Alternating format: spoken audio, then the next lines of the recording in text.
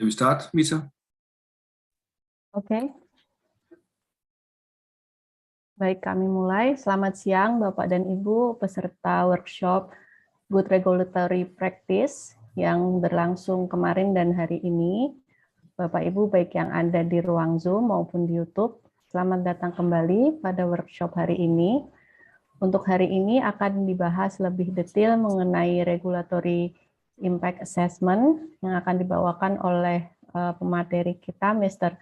Karsten Kudal.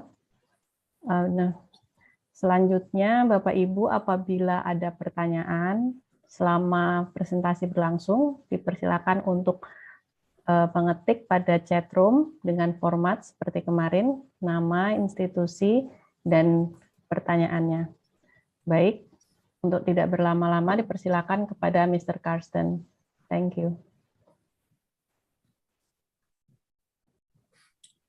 Good afternoon, and thank you very much for the introduction. I will immediately, as usual, find my presentation here.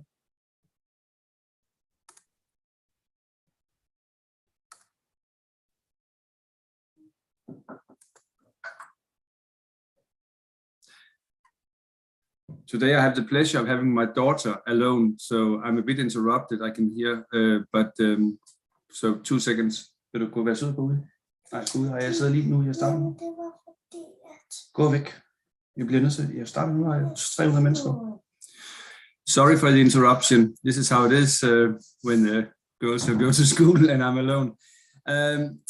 Firstly, thank you for showing up here again to all of you.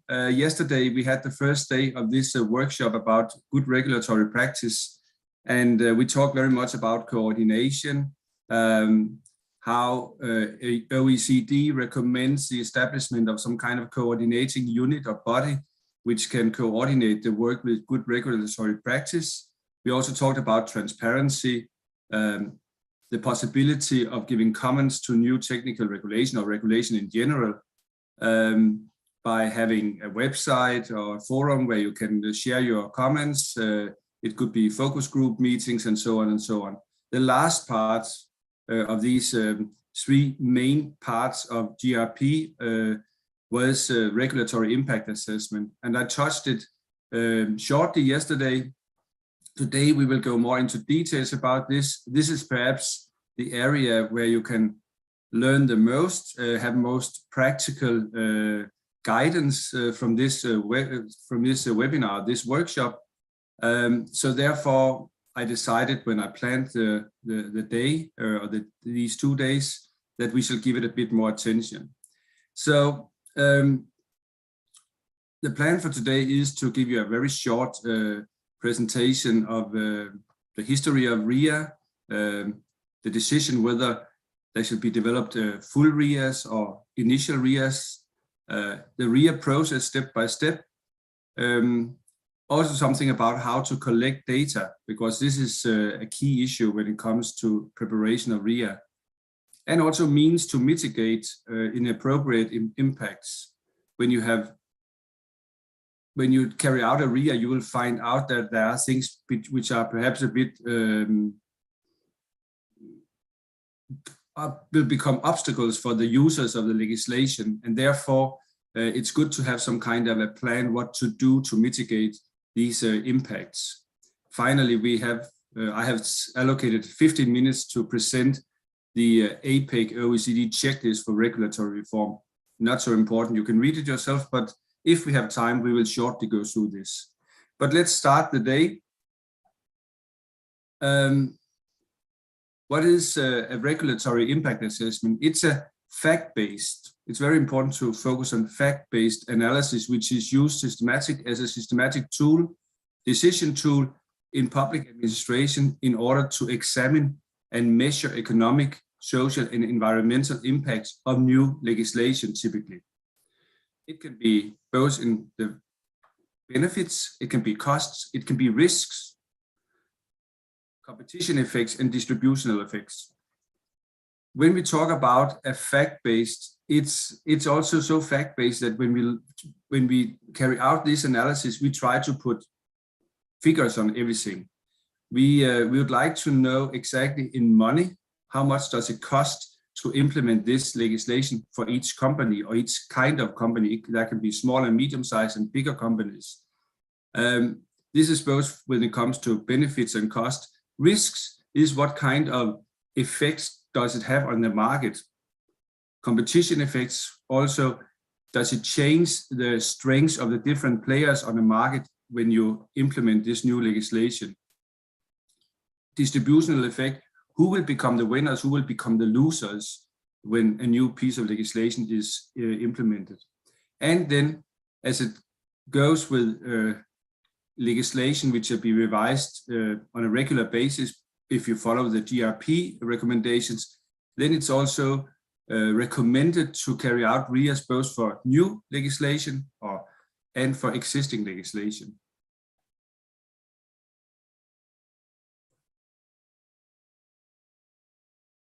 When you are institutionalizing, meaning that when you want to introduce RIA broadly in a government, in the government institutions, there are some questions which should be asked.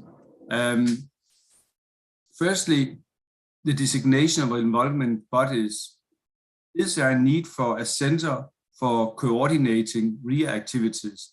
Yesterday, when we talked about GRP in general, I also mentioned that it is recommended to have some kind of body close to the top of the government, which is responsible for the implementation and also the ongoing evaluation of the GRP.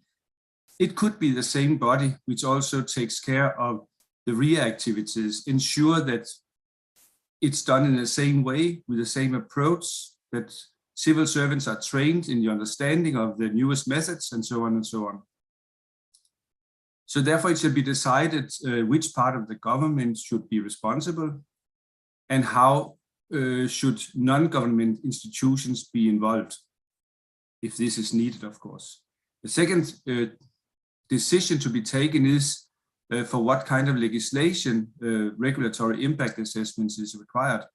Is it only for the primary legislation, the big, the most important legislation, which perhaps change institutional setups and so on, or should it be with a more operational level, secondary, or is it something you just select ad hoc, meaning that when you have a new piece of legislation and you have a feeling that there is perhaps aspects you have not really put light on in the preparation of this legislation, then it may be also a way to use RIA, namely that you say, for this piece of legislation, we shall have a regulatory impact assessment so that we can see what are actually the impacts of this legislation. And who should prepare the RIA report and under what conditions?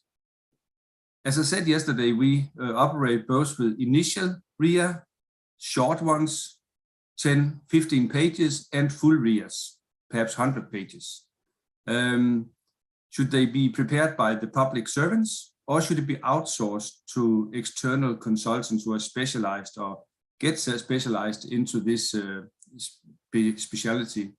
This is something which shall be decided by the government or by the politicians when it is decided to institutionalize RIA.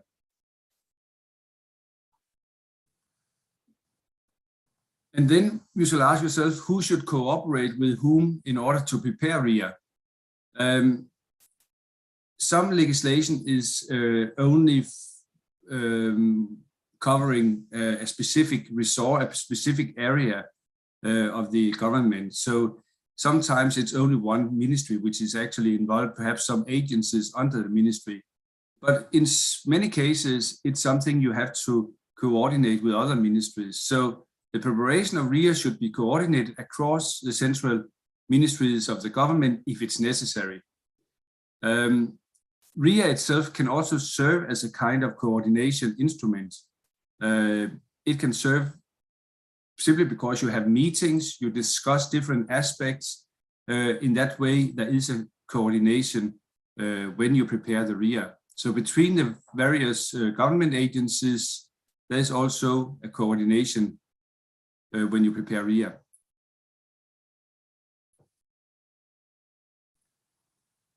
OECD, they have many recommendations and checklists and so on, and there's also one for RIA. If you shall have a successful implementation of regulatory impact assessment, it's important to have this political commitment to RIA. It also means that you listen to, you don't just produce it to have it, but you actually develop a regulatory impact assessment to use it for something. It is a tool to get in contact with your with the users of the legislation, the people or the companies impacted by the legislation, and it should be taken serious what is written in the comments. It also means that it's necessary to allocate responsibilities for RIA.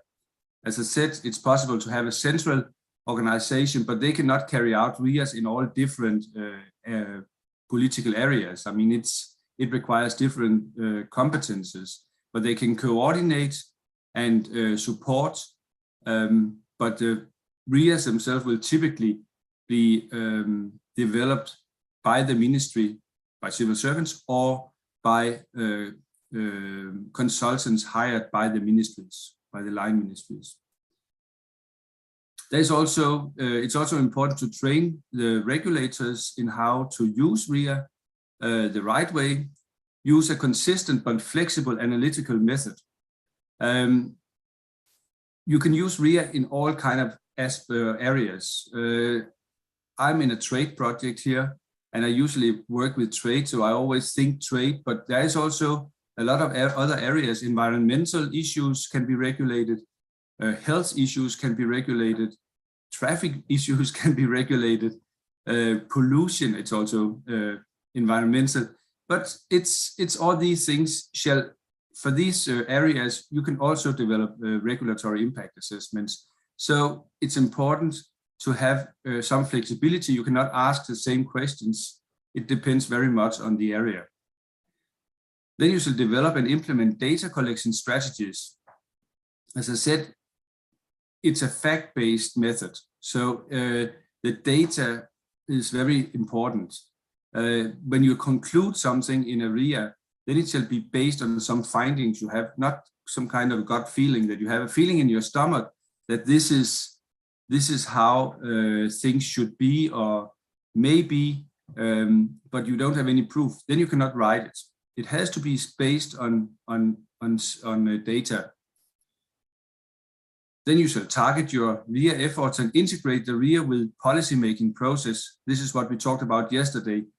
When you have the public inquiry or the public consultation, when you develop new legislation, it's a huge advantage to the people who want to make a comment that they have this RIA to read in as well, because it can be difficult to read a piece of legislation and fully understand the consequences or the impacts of this. But having the RIA next to the legislation or the draft legislation, it's a great help. So this integration is a way to utilize RIA the best possible way. You shall communicate the results. You can do it through this consultation, and you shall involve the public intensively. This is the same way as it is with normal legislation, which is in consultation, that you perhaps send the results directly to people who are organizations which may be interested in the results and the findings. And then you shall apply RIA both to existing and new legislation. I think it's mostly used for new legislation around the world. There are, of course, very resourceful organizations like the European Commission and so on. They also do it for existing, but if you can just do it for the new legislation, then you have taken a big step forward. There are a lot of different guides for development of regulatory impact assessments. OECD has one. There's one in Canada, RIA's Writer's Guide and Impact Assessment Guide for government officials in the UK, and you can find much more. I use mainly the EU Impact Assessment Guideline, which is one where I can also find some similarities in other EU countries, because it's used broadly, widely in the EU region.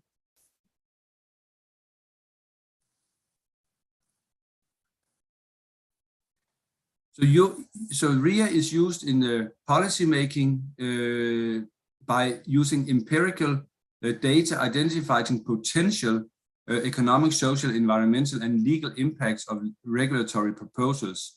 And this enables the governments to make their policies more efficient and improves regulatory quality. What does it mean by making things more efficient or effective? It is, for example, that when you have a problem, then there is quite often a tendency in ministries to design a piece of legislation which takes care of all the aspects, and perhaps establish a quite bureaucratic system to ensure that the problem they want to have solved, that it is solved. But sometimes there is a more easy way to the goal. Things can be simplified, and this is what you sometimes identify during the preparation of a RIA, that there are alternatives, because you don't only look at the piece of legislation which is under development, but you also create some scenarios which can inspire to simplify and thereby make the legislation more efficient. Now we come to the process of developing a regulatory impact assessment, and there are some steps to go through. I'll try in the next 15-20 minutes, perhaps with a bit more, to explain each step. This is a way to illustrate it, that firstly, you shall have some policy objectives you want to achieve. If it was something about environment, it could be that we want to have more clean cities in Indonesia. I will try to explain an example I have been involved a bit in, and I saw that one of my travel mates at this trip I was on, he's actually participating today. It was namely the ambition to ensure that the Indonesian shellfish producers could export live shellfish to Europe. And to do that, you have to comply with the European legislation, which is quite rigid, strict, and detailed. So therefore, we carried out a mission to a place in Lampung province in Sumatra, where we assessed a production place, a site where they were producing shellfish. And then we brought an European expert who told us what should actually be changed in order to comply with the European legislation. This legislation should, of course, in one way or another, be implemented in the Indonesian legislative framework. So the overall policy objective in this case is to increase the shellfish export to Europe. For the time being, there is shellfish export to Europe, but it's only shellfish which has been boiled, not raw shellfish. And there are different regulatory, there are not so many different regulatory options. So what would be natural in that case would be to say, we can either not do anything with the consequences it has, namely that you cannot export, or you can implement the legislation and thereby create the framework for export of shellfish to Europe. Then you shall identify benefits, costs, and other impacts. And this is an industry where there are a lot of, in that case, in this area at least, there were a lot of small businesses. So it was not like one big company producing shellfish. It was a lot of family businesses. So there were costs for all these small family businesses. But perhaps this was not the most important finding we did. It was actually that the requirements to the authorities were quite comprehensive. To export to Europe, you should, for example, carry out an assessment of the whole production area and categorize it in different categories depending on how clean the water is.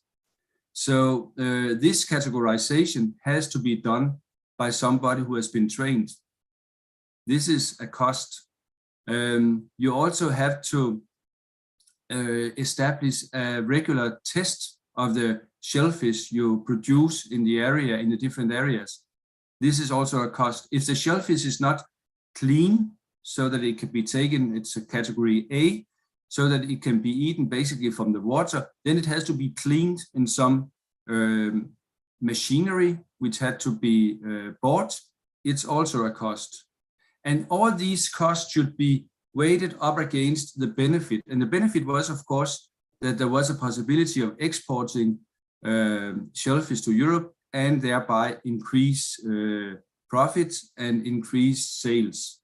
But in this process, when we carried out this, if we had carried out a RIA in parallel with our overall assessment of this production area, then we should then we would have had a lot of benefits, of costs, and the benefits were a bit more unclear.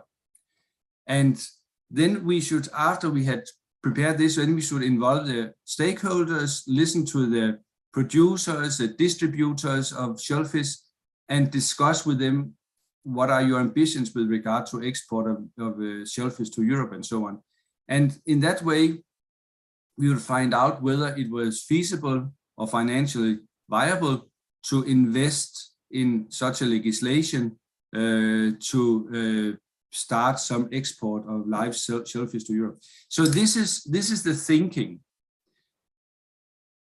I'll come back to this example a couple of times just to explain to you how it should be considered. Oh, sorry.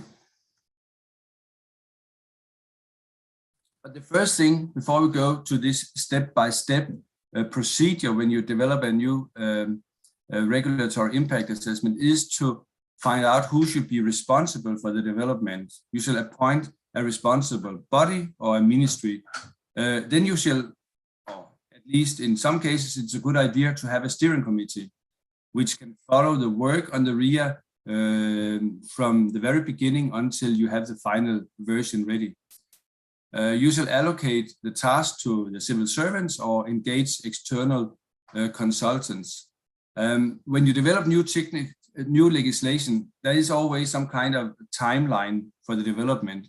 And it's important that you have the regulatory impact assessment ready at the time where it is needed. And it is in the public consultation for sure at the latest, because it would be even better if you have it earlier, so that they internally in the ministry or the legislative body can decide whether this is the right direction to go into. So the earlier the better. So therefore planning is crucial when you prepare regulatory impact assessments. It cannot just be extended the time where you for the delivery.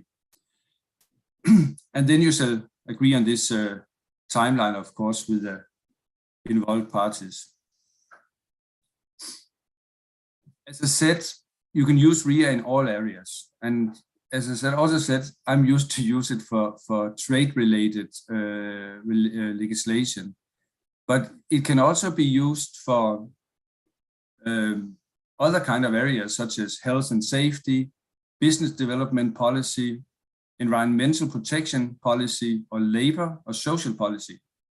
And depending on what area we are working with, the questions will of course be totally different when you do your interviews, and collect information on the internet or wherever you can find sources of information. Then you should also think of the stakeholder scope. Is it primarily a focus on the effects on the companies, the small one, the bigger one, and the business environment in general?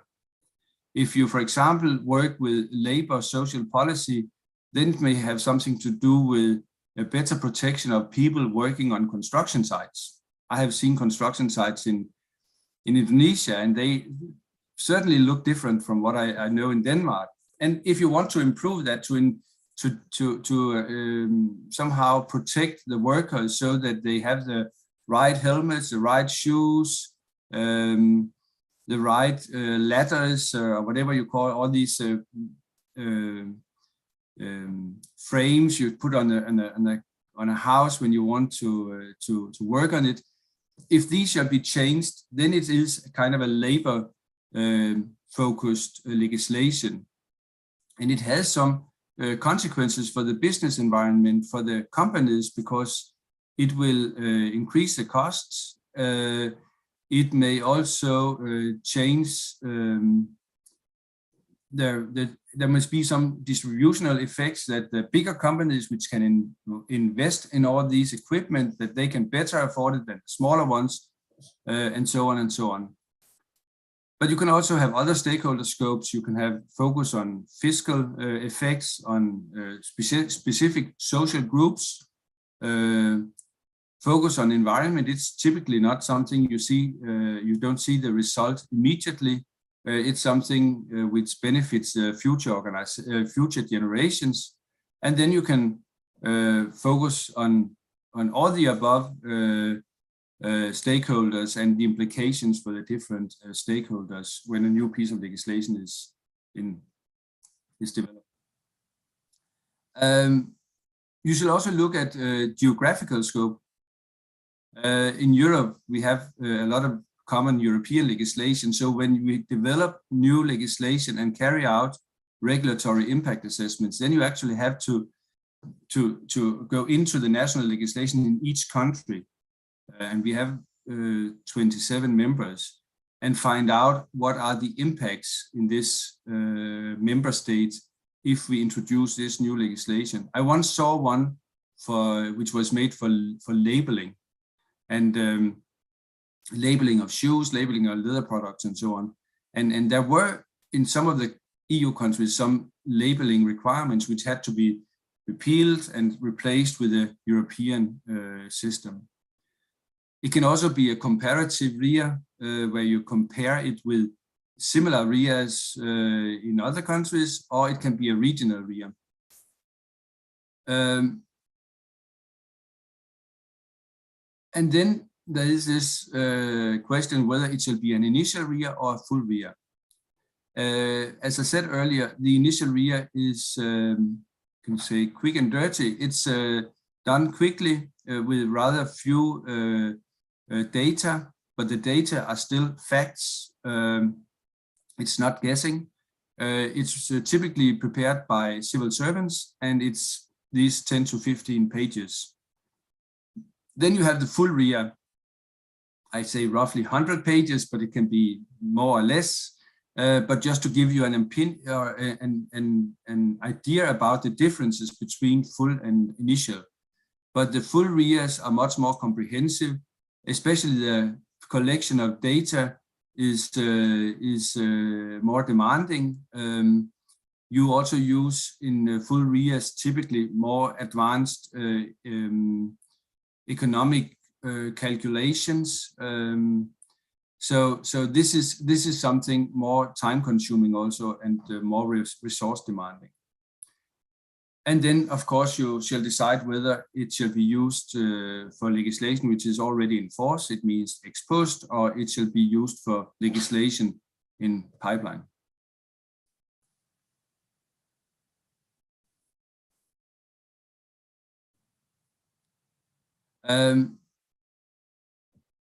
When we look at comparing impacts under various regulatory options or scenarios, there are different questions to ask. How does the regulatory impact assessment identify the impacts of regulations, and it does it by comparing the implication of various options, the so-called scenarios.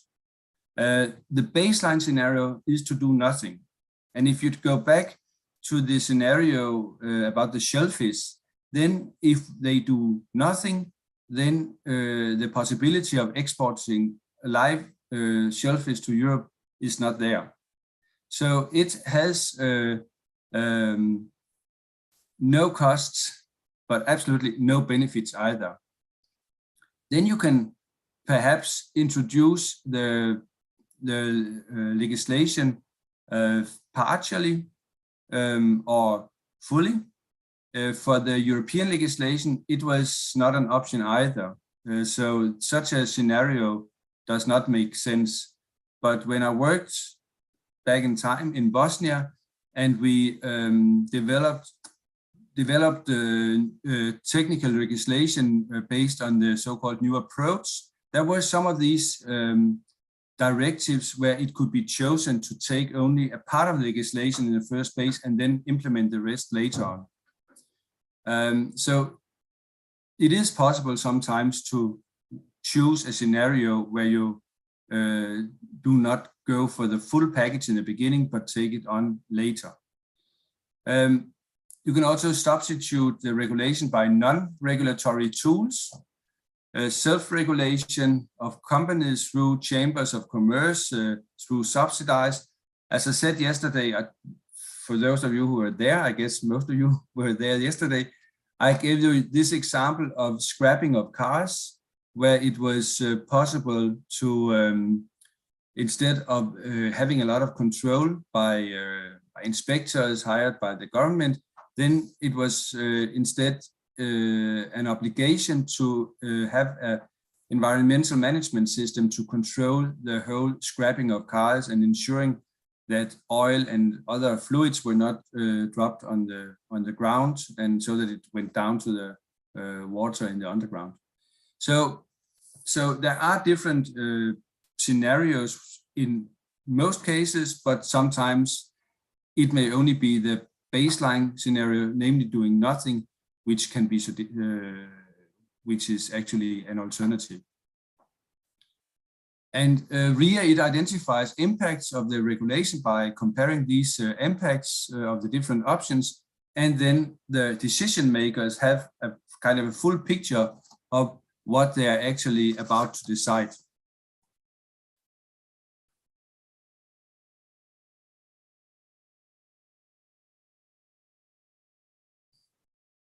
The decision whether it should be a full or an initial RIA depends very much on the need for information. If the decision makers need quick information at an early stage, then it may be a very good idea to develop an initial RIA. If it's you in this process find out that this is actually more complex, there are a lot of questions which cannot be clarified in immediately in a short period, then it may be decided to make a full RIA. So the initial RIA is also a decision whether there is a need for a full RIA. There are different methodologies which have been elaborated for initial and preliminary RIA, for example, in the UK government and in the EU Commission. But the features of initial and preliminary RIAs is that it reaches typically a lower level in the government. It's used when you design the legislation which will solve some kind of political or policy problem or objective. The RIA, as I said, much shorter than a full RIA. It always, and it's the same as it is for full RIAs, it relies only on readily available information. I was more thinking of information which is facts. It contains less statistics and less exact information.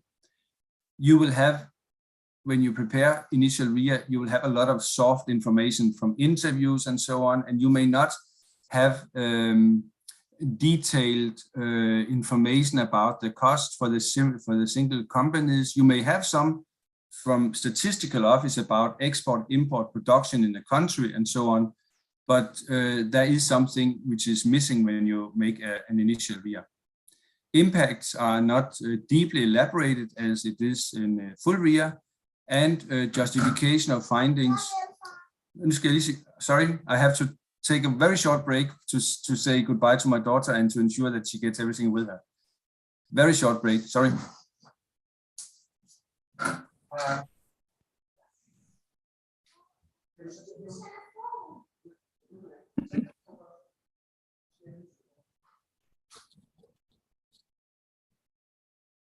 Di sana mungkin tatap mukanya udah 100% ya Pak.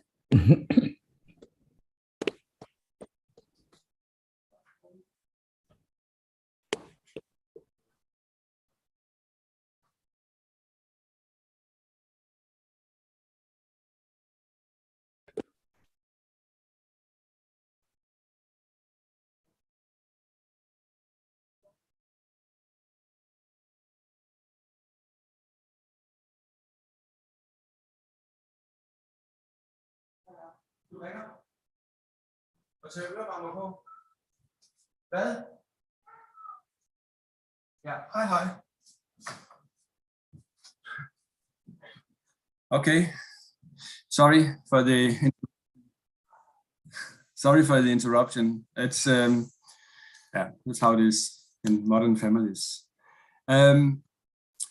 So impacts are not so deeply elaborated as they are in full RIA, of course. It contains more RIA management information about timing, dissemination, and so on. Yeah. If you compare the two different kinds of RIAs, then when you look at the timing and function of the document, then the initial RIA, it is prepared typically at an early stage. When I said that it does not reach the higher level, the politicians and so on, then it is because it's used when you design legislation.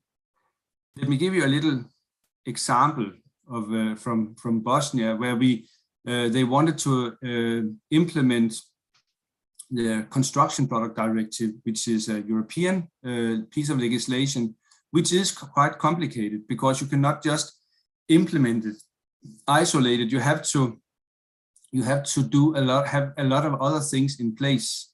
And during the initial RIA, they found out that there were a need for a much more advanced accreditation system to take care of the special situations you have under this directive. It was an example. The standards needed to be had to be adopted, and these standards were not even on the work plan in the standardization body. It was another shortcoming. There were a lot of things which indicated, just by having a few interviews or talks with the accreditation body and the standardization body, that the preparedness to implement this piece of legislation, it was not in place. So, so it is used at an early stage, mainly by the civil servants when they develop the legislation, and it is gives an indication of whether there is a need also for full RIA. The full RIA is prepared at a later stage of the policy process, and it's facilitating decisions by the Prime Minister or by the line minister also. When we look at the overview of stakeholders, under the initial RIA, the presentation of the affected markets and companies and other stakeholders is incomplete. It's based on the readily available information. It means that if you only have time to 5 or 6 quick interviews with companies, then this is what you have. It quite often gives you a lot more information that you can expect, or I expected at least when I started on this, because the companies are quite open about what it means to them if something is changed. But this is what you have. If you have a full RIA or work with a full RIA, then it's much more comprehensive. Then you can also carry out, perhaps send out questionnaires to lots of companies. You should have a certain amount of questionnaires and a certain amount of replies so that you can use it statistically, but it's still something which is much more solid, this information.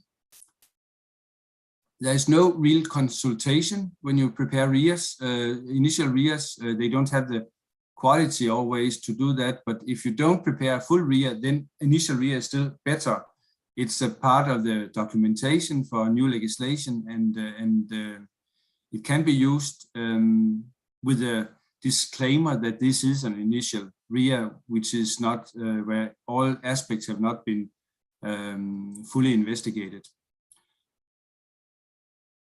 Full RIA relies on satisfactory consultation with a sample of stakeholders. It means that here we have much more interviews, much more questionnaires, much more information from statistical offices and so on. The impacts, you cannot be very precise in initial RIA. So the formulation in your findings and your recommendations should be very it cannot be very hard or very precise, because you simply don't have information for that. So you have, and this is because the impacts, the justification for impacts is not in place. When it comes to full RIA, it's much more well described. You have so much information that you can say with out any shaking that this is what will happen. And the author of the RIA, typically public servants when it's initial, and quite often full RIAs are carried out by external consultants, but it can also be done in a combination with both public servants and external consultants. It's a good way to keep track on what is going on and how the progress is. When you compare regulatory impact assessments with almost similar genres of research, then you can look at impact assessment and regulatory impact assessment and say, what is the difference? The impact assessment, they analyzes the impact of all kinds of measures, regulations, policies, decisions, and programs. And the impact assessment, they ask, what would happen if, and what would happen if not, and so on. It's a bit more a soft presentation of the results or the outcomes from the analysis. The regulatory impact assessment analyzes primarily the impacts of the regulations. What happens if?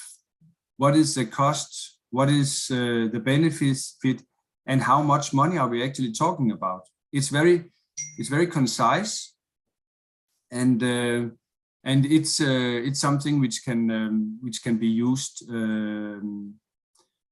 almost kind of a fact sheet.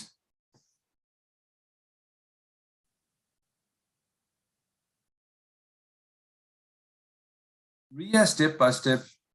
The next thing, and here I should have had a short break because I expected that this was now I should send my daughter to school.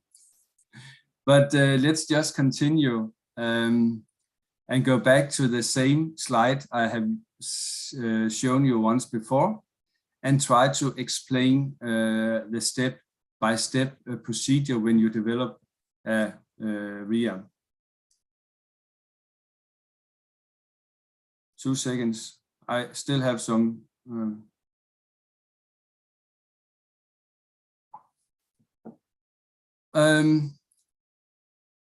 As I said, if you look at this, then you can say that definition, identification, assessment, consultation, and design, it is like step 1, 2, 3, 4, 5. And then you are ready to decision making. So let's see what it means in practice.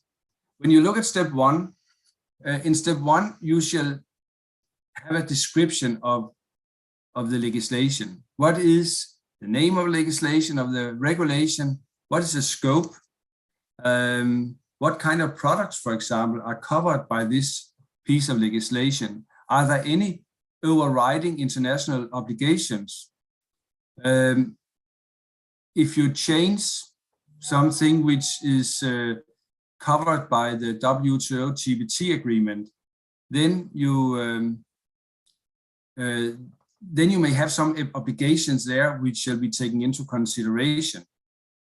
It can also be other things, such as if it's intellectual property rights, there are some conventions about intellectual property rights, and this has to be taken into consideration when you develop new legislation. Then you have a description of the requirements. What are the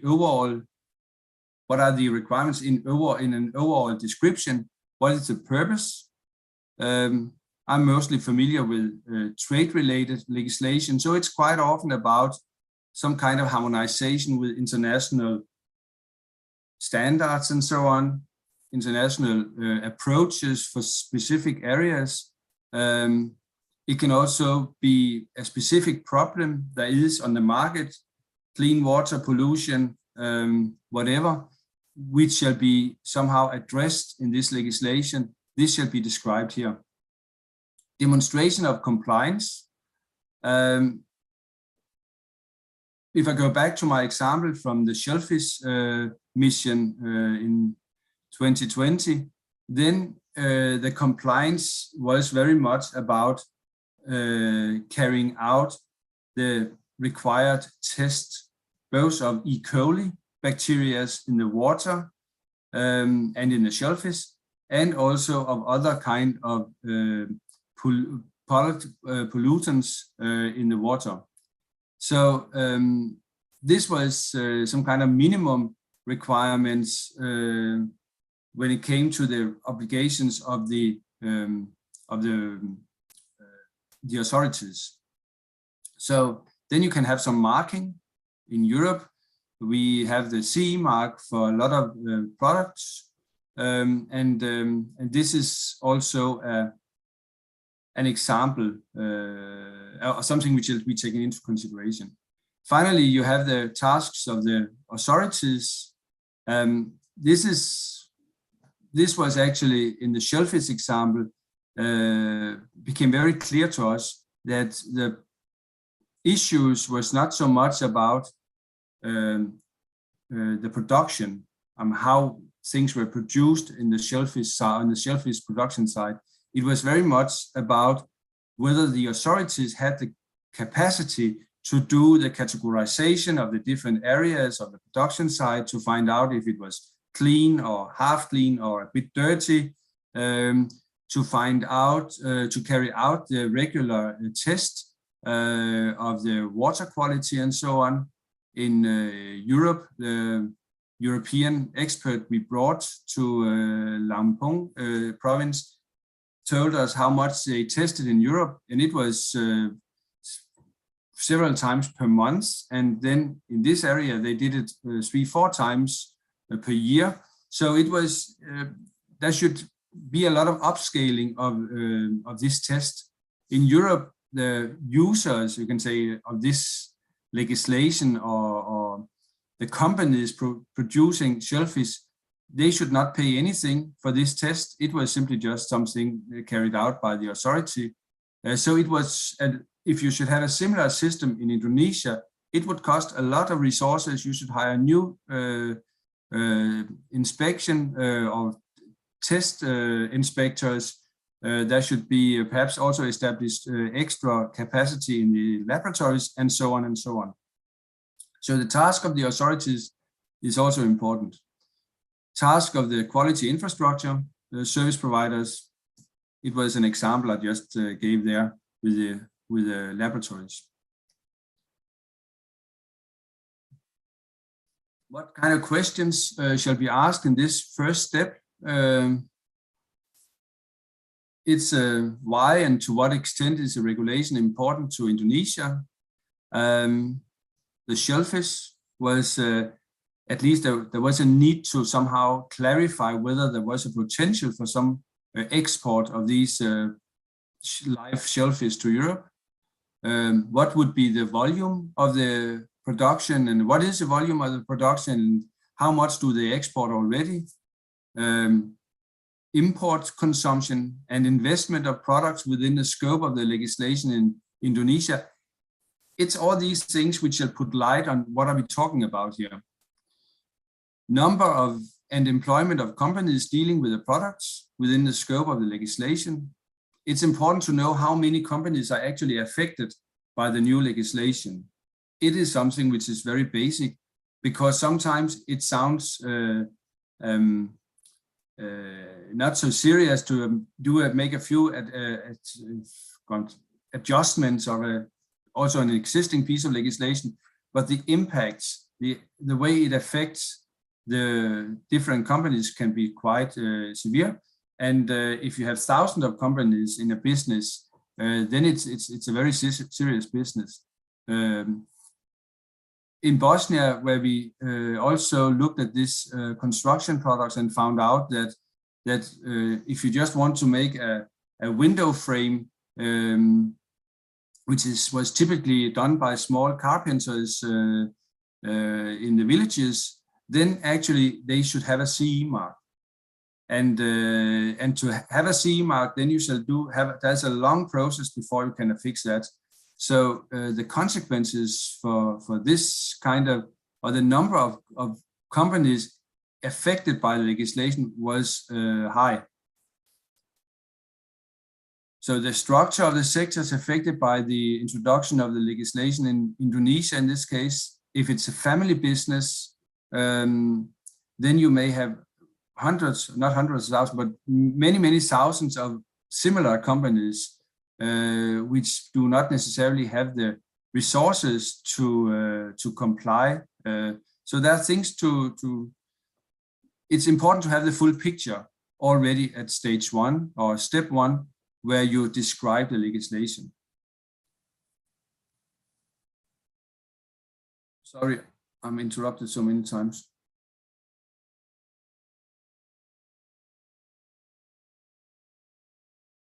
Good. She's at school now, I can tell you. It was not only the construction product directive we looked at in Bosnia. We actually looked at 5 different directives, and this slide here is not something we shall read in details, but it was a kind of a presentation, an overall presentation of what are we talking about in the different areas. They wanted us, for example, to implement the so-called Cableway installations for passengers directive. This is a relevant legislation if you have a lot of ski resorts, and in Bosnia they had 2. So it was not. You can see there's no production, there are no export, and it's and they have only built 1 ski lift in Republika Srpska, which is a part of Bosnia, and there is 1 major ski lift plant in FBI in the Federation of Bosnia and Herzegovina.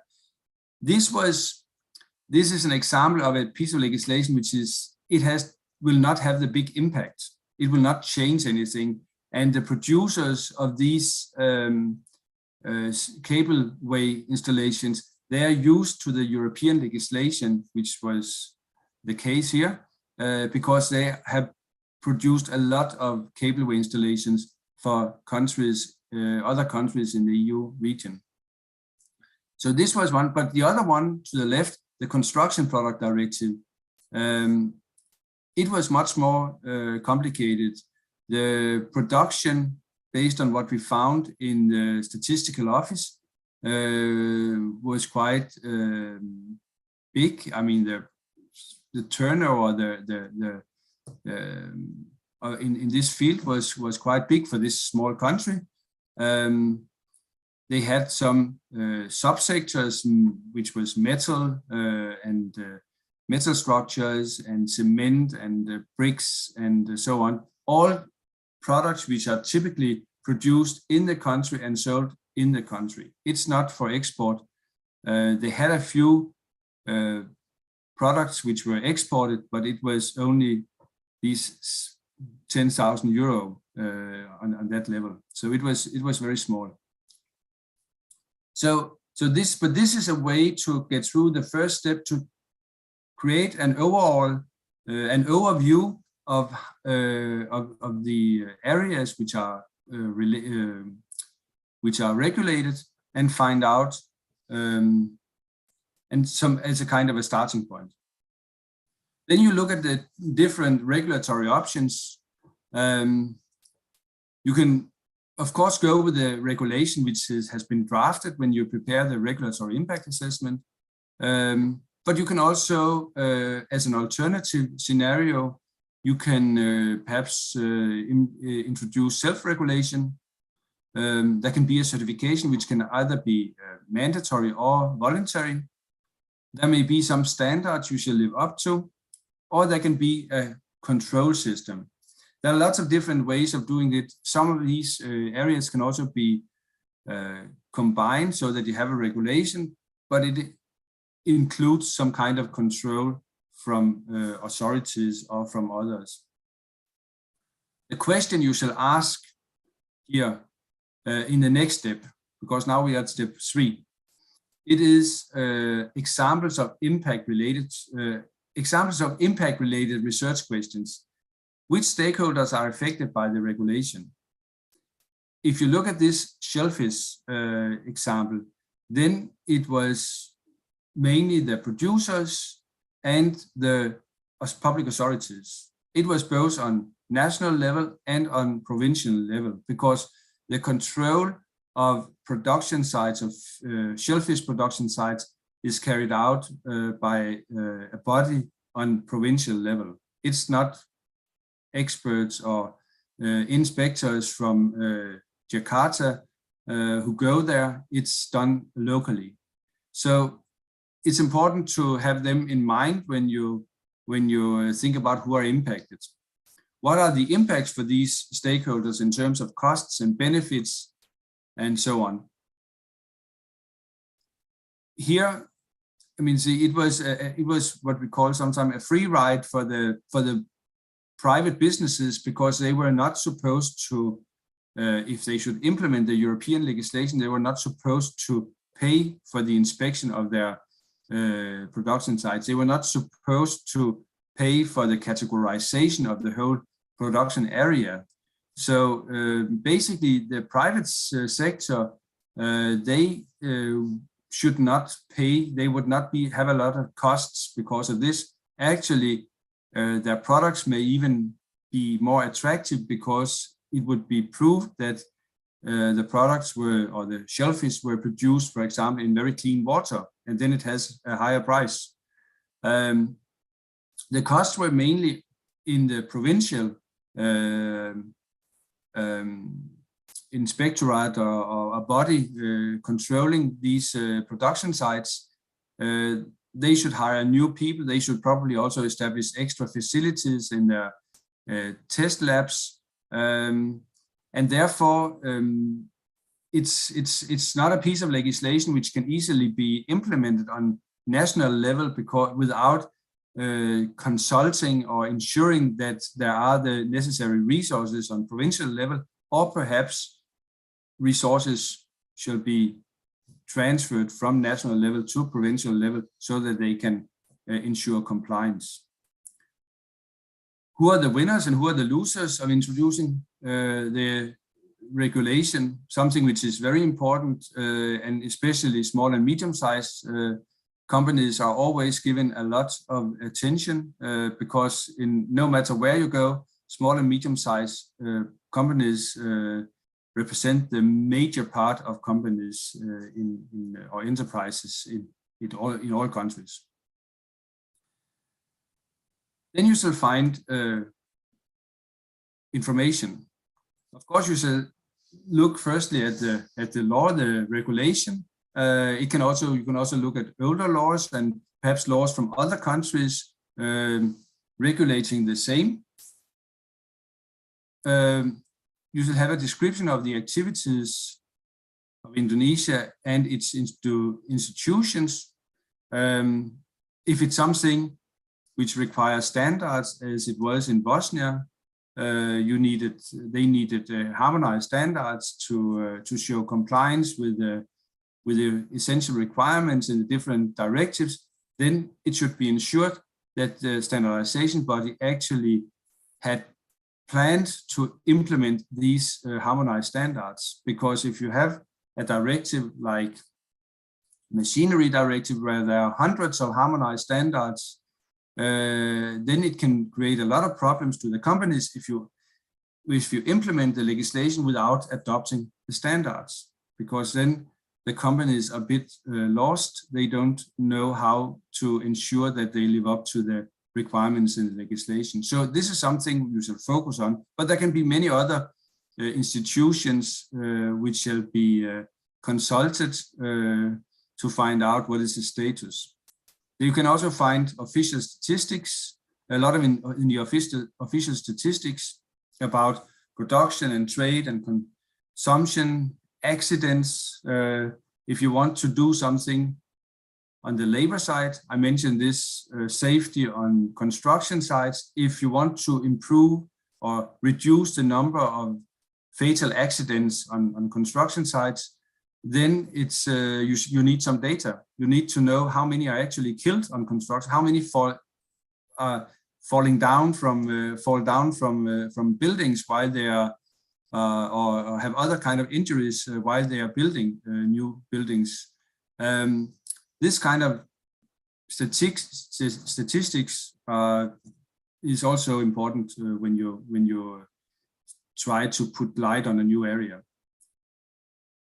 Relevant project and program documents, description of activity of companies, sectorial organizations, chambers and associations. It depends a bit on how different sectors are organized. In some sectors are really organized. I have met quite a lot, furniture, food and beverages and so on, but there may be other sectors where the organization of these companies is not so advanced. You can find RIAs for similar legislation. When we did the work in Bosnia, we found RIAs from similar countries, also countries which had an ambition of being members of the EU. For these countries, in some cases, there were developed regulatory impact assessments, and then you can find a lot of information in such documents. Not something you can copy, but something which can inspire you. Websites, websites for international organizations, methodological documents. I showed you shortly examples of documents which give guidance papers for how to develop RIAs, website for statistics of agency, finding affected companies by search. When you shall interview companies and ask them what will be the consequence if we do this, then you have to find them firstly. And the web, the internet is fantastic to do that. And quite often, my experience, these companies are quite open and willing to contribute.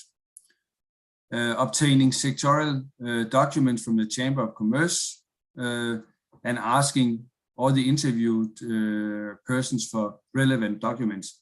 You can get a lot of information, and it's and especially if it's if it's only for a RIA, for an initial RIA, then you will not get so much. Then it'll be much more limited. Perhaps something from a statistical office, some interviews, information about import, export, consumption in the country, and so on. But you may not, you cannot, you don't have time to collect so much information. So this is examples to be used for a full RIA, basically.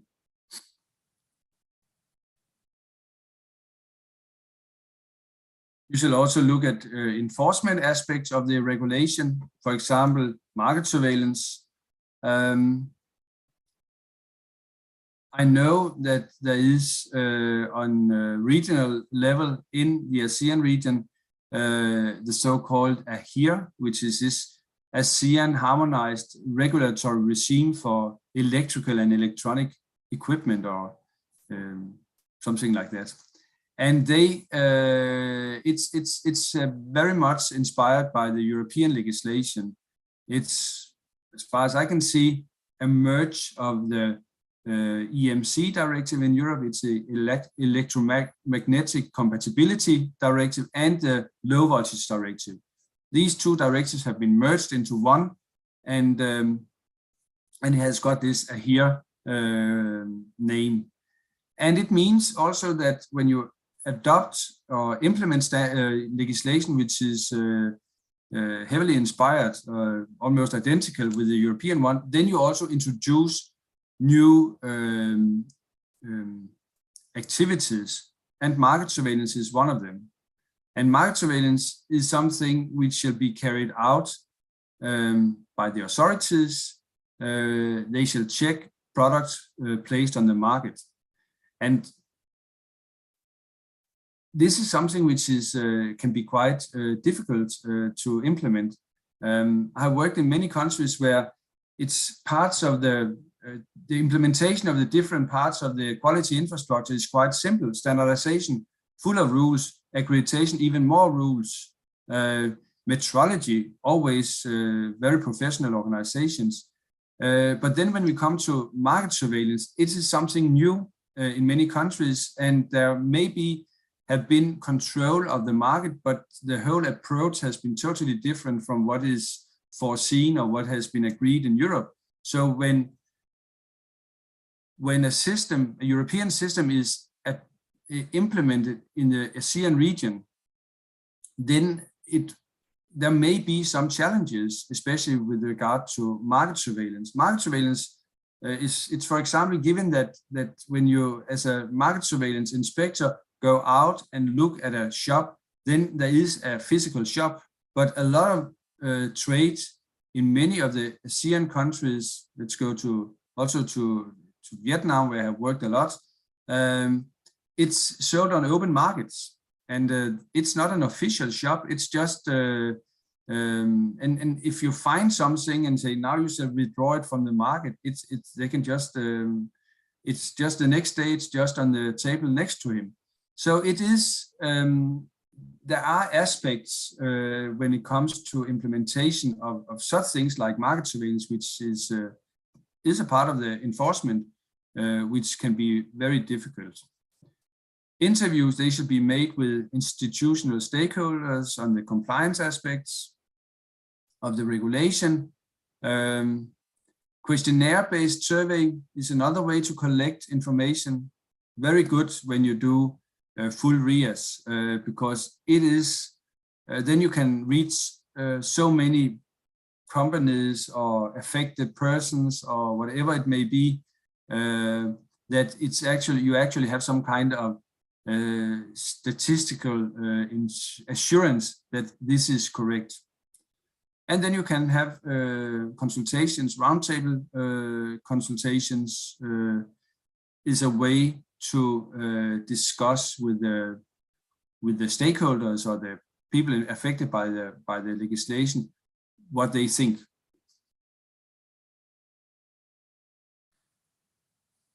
When you do the interviews, it's important to plan the interviews, prepare an interview guide.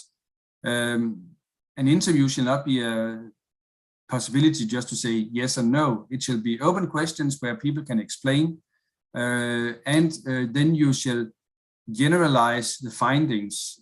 It's not always set 100% clear in an interview what they mean, but you have to somehow find out what are the general feedback, and how can it, when you merge it with other interviews, end up in some kind of statement or something like that.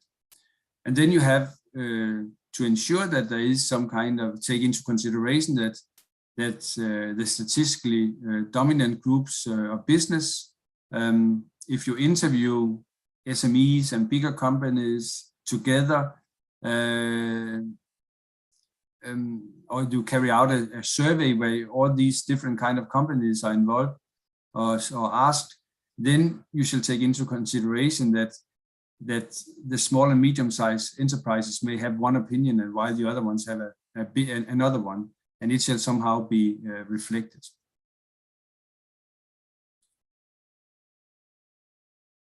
So you should try to collect responses from many companies, and the access to respondents is online, telephone, or personal.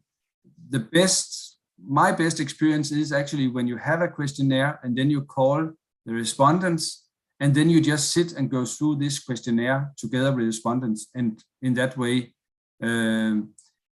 you also have a chance to explain the questions. Even though you do a lot in your design of the questionnaire, do a lot to make the questions clear, and then there will always be respondents who do not understand what you mean. So the questionnaire design, how you ask questions, and also give the respondents a chance to explain a bit more than just say yes and no, because there will also be yes and no questions. It's a good idea. When you have all this information, then you shall compare and summarize and calculate and generalize and so on in order to end up with some conclusions, something you can put into the RIA, and probably the only page which will be read by the decision makers. The decision makers rely on that all the technical part, the findings, the collection of data and so on is done correctly. What is important to them is to look at the recommendations at the end of the document. In RIA studies, analytical methods are applied for different purposes, to identify, to characterize, and to justify the impacts of the regulation. Sometimes things hurt. It must not hurt too much. It should not be. It should be proportional what you do to solve a problem, but it can be justified. For example, if you want to regulate construction sites in Indonesia because you find that there are too many people who are injured or even have fatal accidents there, then it will cost something. And but then you have to make some kind of justification that on the one hand, you have the costs basically for the companies who shall equip the staff with helmets and shoes and instructions about how to behave or how to work in a safe way, and on the other side you have the fatal accidents especially, and also the injuries. If people are disabled and so on, it's costly for the society. It's of course awful for the families and so on. So it's these things which will be the cost shall be justified. If you had 2 accidents per year, it probably not an area where there is a need for legislation. But if there are 1,000 or more, then it's something which shall be considered. To compare the impacts under various options. If you look at this shellfish example, if the whole system was put in place in Lampung province, quite costly setup, and you find out that the export is minimal to Europe, then it's perhaps not worth it. So you shall compare the figures, and also based on interviews and so on, what are the expectations with regard to export to Europe, and what do they expect to have the price in Europe? Because sometimes I met people who are surprised how cheap things are in Europe. I was in the Philippines some years ago, and they wanted to export mango. Mangoes there should be excellent. I don't know if they are, but they told us they were. And they wanted to export to Europe. And then they told us the price. And then when I went back to Denmark and looked into our supermarket, I could see that the price I pay in supermarket, including VAT, including transportation from wherever it has been produced. The price I paid in the supermarket was lower than what they expected to have in the Philippines. So it should be considered. It's not always, export is not always profitable. Export markets are very competitive. So these things shall also be taken into consideration before you start establishing a complicated system for shellfish, for example. And then later on you find out that you're actually not competitive, or you don't have the production volume which allows export. Then you have the two approaches, which is well known for people who have a little education. You can have the qualitative or the quantitative approach. RIA is fact-based, and we like figures. So the quantitative approach is preferred. But it's not always feasible. But it's if you can put figures on something, say that if you implement this, there will be some conformity assessment costs here, and they are so much per company in average, and you have so many companies, it means that it costs 10 billion rupiah to implement this part of the legislation about conformity. It's much better than qualitative argumentation, where you have interviews and got a lot of soft information, try to generalize what they have said, but you don't know exactly what it means. You just know that there will be extra costs, for example. So there are different approaches. Now we have reached step 4. Now we have a RIA document, basically. We have got a lot of information. We know what kind of legislation it is. We have looked at the different scenarios, different alternatives to the legislation. We have collected a lot of information and tried to put it into the report as findings.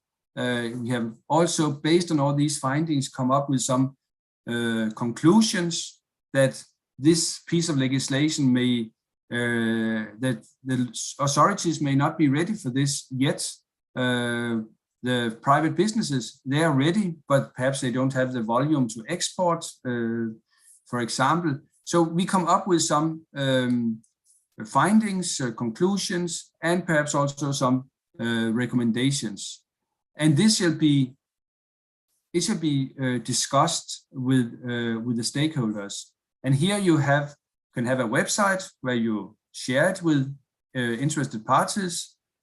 You can also send out a RIA together with a piece of legislation, perhaps directed to stakeholders for some kind of to get some kind of feedback. This is typically not single companies, but business associations representing the group of companies or persons affected by the legislation. You can have focus group meetings where you discuss the findings, and you may also be challenged on some of these and say, okay, it's perhaps a bit, this conclusion here is a bit too sharp. We have to soften it a bit because we don't have so much information or so much documentation that we can say this. So this is discussed, or this is what you do in the consultation step.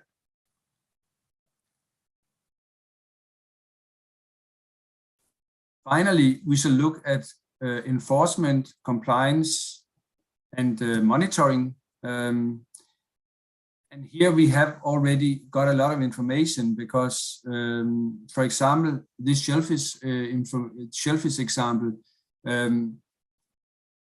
to ensure compliance with the legislation, there were a lot of tasks for the public authorities, for the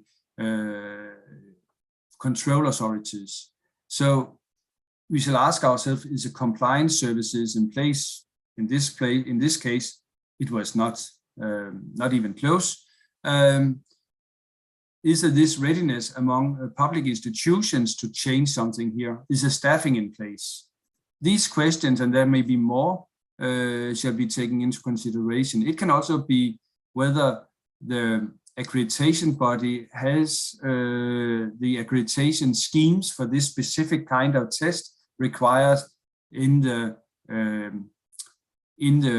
legislation. So there are a lot of things which shall be taken into consideration here. And then we are basically ready to recommend something final to the decision makers, where we present the findings, the recommendations, and it may be this is not worth it. It can be a stop or go. It can also be a go, but with some adjustments, perhaps some simplification of the legislation if it has become too complicated, or other kind of adjustments.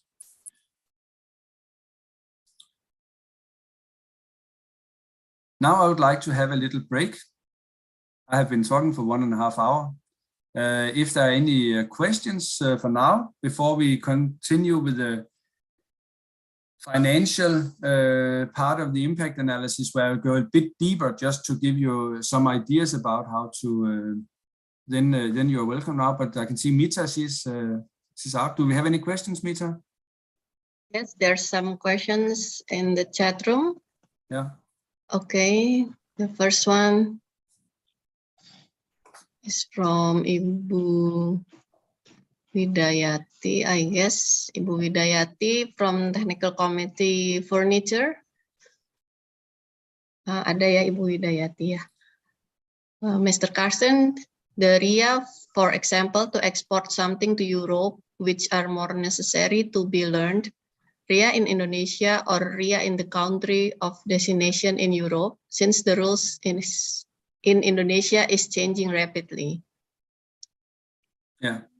Let me clarify something. When I gave this example about shellfish, then it is because in especially the food area, to export to Europe, you have to comply with the European legislation. It's also the case for other kind of products, but for food, it's actually, you should actually implement the European system to be allowed to export to Europe. So this shellfish, it's not just about having a clean shellfish. I mean, a shellfish which is, let's say, this is without any E. coli bacteria, which is a critical parameter when you produce shellfish. It's about all this categorization of the product area. It's about the regular control of the production and so on. So it's this from what's called from farm to fork, or it has different names, but from farm to fork approach you have very much on food. Traceability, that you know that this product has been produced there, so that you can trace it back to the farmer almost. This is typical for European food import, that you have to live up. Also, I mentioned yesterday, I think, illegal and unregulated and unreported fishery. Again, European legislation implemented so that you actually can export to Europe. So this is one setup where you should live up to the legislation in your country.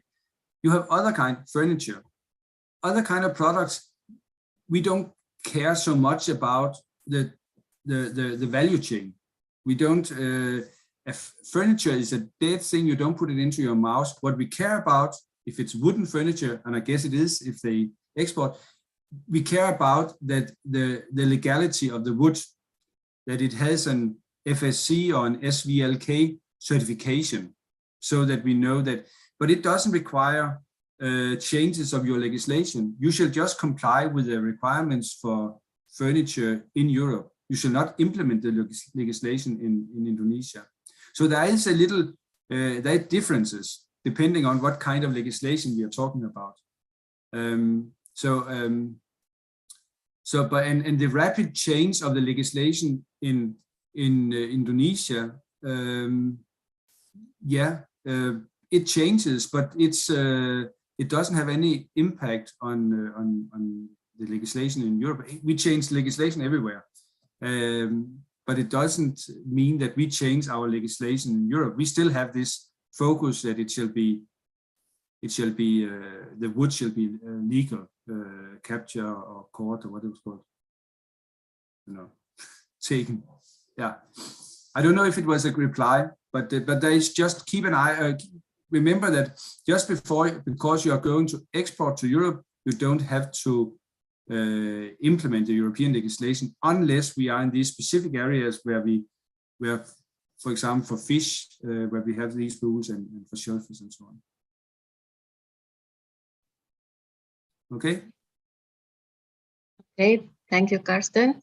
And the continue about the question is, where can we find the RIA links for European countries? Maybe the website or yeah, it's they are a bit spread, but I will try to. This is I will send it to you, and then you can disseminate. Okay. Okay. Okay, thank you. Okay, for the next question from Mr. Norman. Yeah. What is the limitation of RIA as a tools? In what atmosphere conditionally the RIA possible may not be effective?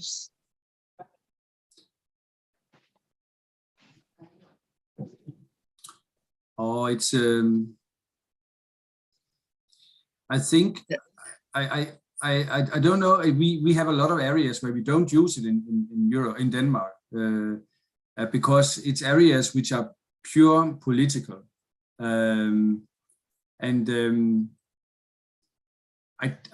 think, for example, when you change tax system, taxation of electrical cars, which has been a big issue here, because they have reduced the taxes a lot, almost removed them from electrical cars to encourage people to buy electrical cars which are more sustainable and so on, and climate change friendly. You could easily, I mean, make a RIA on that, but such a discussion is moved into the parliament and to the politicians at such an early phase that it's difficult to actually develop or to implement. You can do some analysis and so on, but I don't think they have made a full RIA for the changes of this. Sometimes things are changed because something happens, an earthquake somewhere, or and then they find out that buildings are not prepared or developed or built in the right way so that they can take it. Or I mean, but I can't say something general. I can just imagine that there are areas where I come from where the political system take over so quickly that it's more a political discussion than it is a fact-based design of a piece of legislation. So it's probably otherwise RIAs can always contribute with something. It could also for electrical cars because it changes the market totally. Okay. Okay, thank you, Karsten. And the last questions from Ibu Verina. Ade, Ibu Verina. Is RIA's results open for public, or is it confidential documents so the political consideration can overpower the RIA's results? They are open. I mean, if you live up to GRP, then you perhaps remember one of my slides that I said that all dossiers and working documents and so on developed during the development of a new piece of legislation, it should be public available. So RIAs are for sure available for the public. There's, I mean, politicians, they can always overrule. They can. It's about counting votes in the parliament. What is decided, at least in our parliament. So if you have more than in our parliament more than these 89 votes, then you are right. No matter if it's recommended in the RIA or not. but this is where the civil servants also play a role. They shall warn the politicians if they are about to do something which has huge consequences for specific groups or will be very costly for the public or whatever. So it's but you know it should be open. DRP is very much about transparency. Shall we say, was it? Can we have a break? Or do we Yeah, okay, that's the last questions. It was the last question. Yeah. Good. Let's have a break. Can we take like 10 minutes? Okay, 10 minutes would be great. We take I'll be back here 10 to, what is it? 10 to 3? 50. Yeah. Yeah, okay. Okay. 10 minutes Good. break. Super. Thank you. Okay, thank you. 10 menit istirahat ya Bapak Ibu. Terima kasih.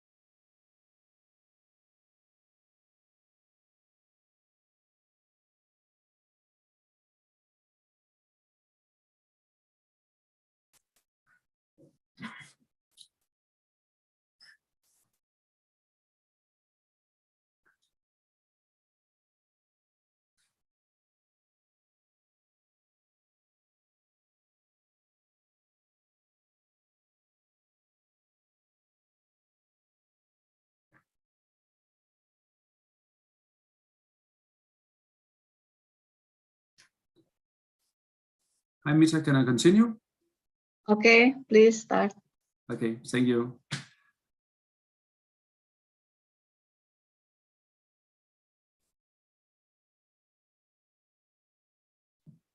I'm sorry for the disturbance this morning, but this is how it is.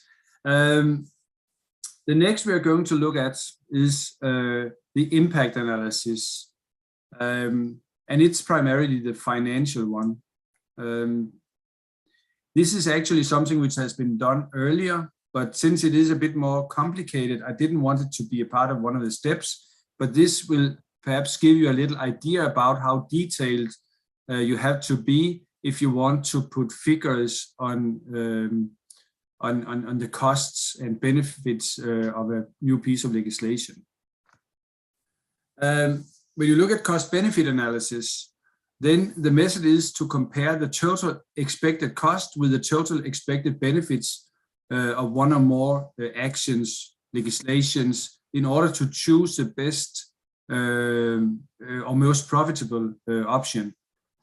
So here you have the chance actually to see what will it cost if you do it, if you implement the legislation as it is, or to look also at the alternative, the scenarios you have considered as alternative to the legislation. There may be some weaknesses in alternatives, but there may also be some weaknesses in the regulation you actually plan.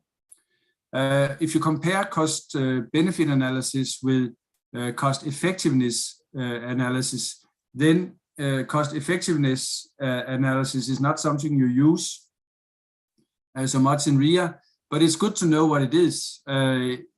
It's applicable if only costs are quantifiable for the foreseeable future, but the benefits cannot be calculated.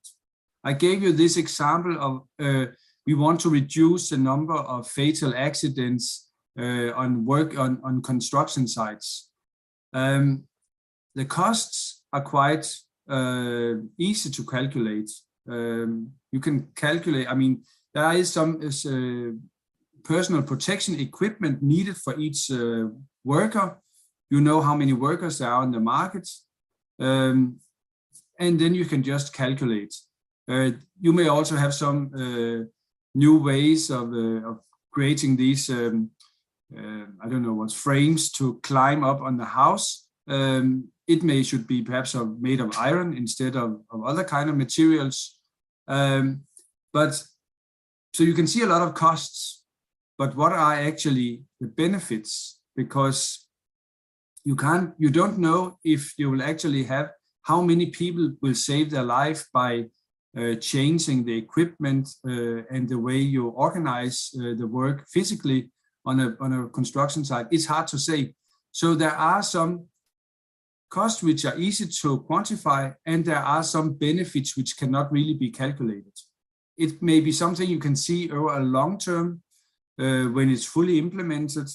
Then you may see that there is a decrease in the number of fatal accidents and injuries in general on the construction sites.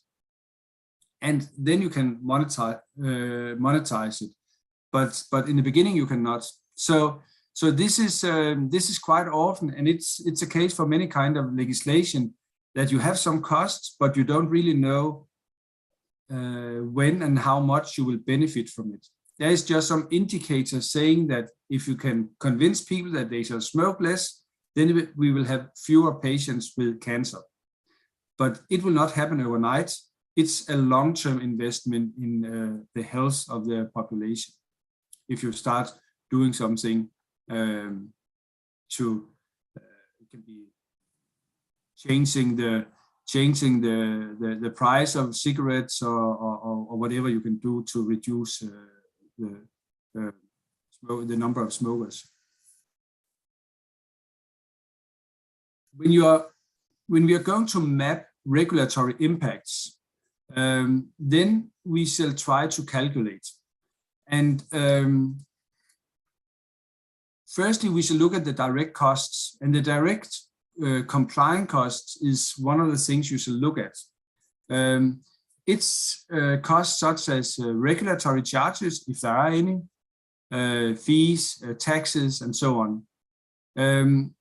Also, substantive compliance costs faced by businesses and citizens in order to comply with the substantive obligations or requirements contained in a legal rule.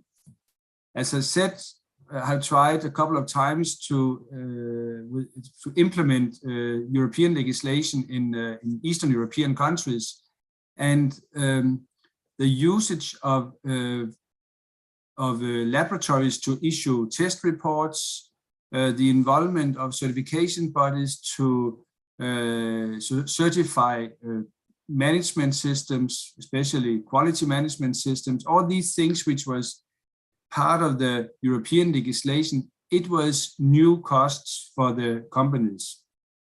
Then there are administrative burdens, which are those costs which are borne by businesses and citizens and so on, as a result of extra administrative activities.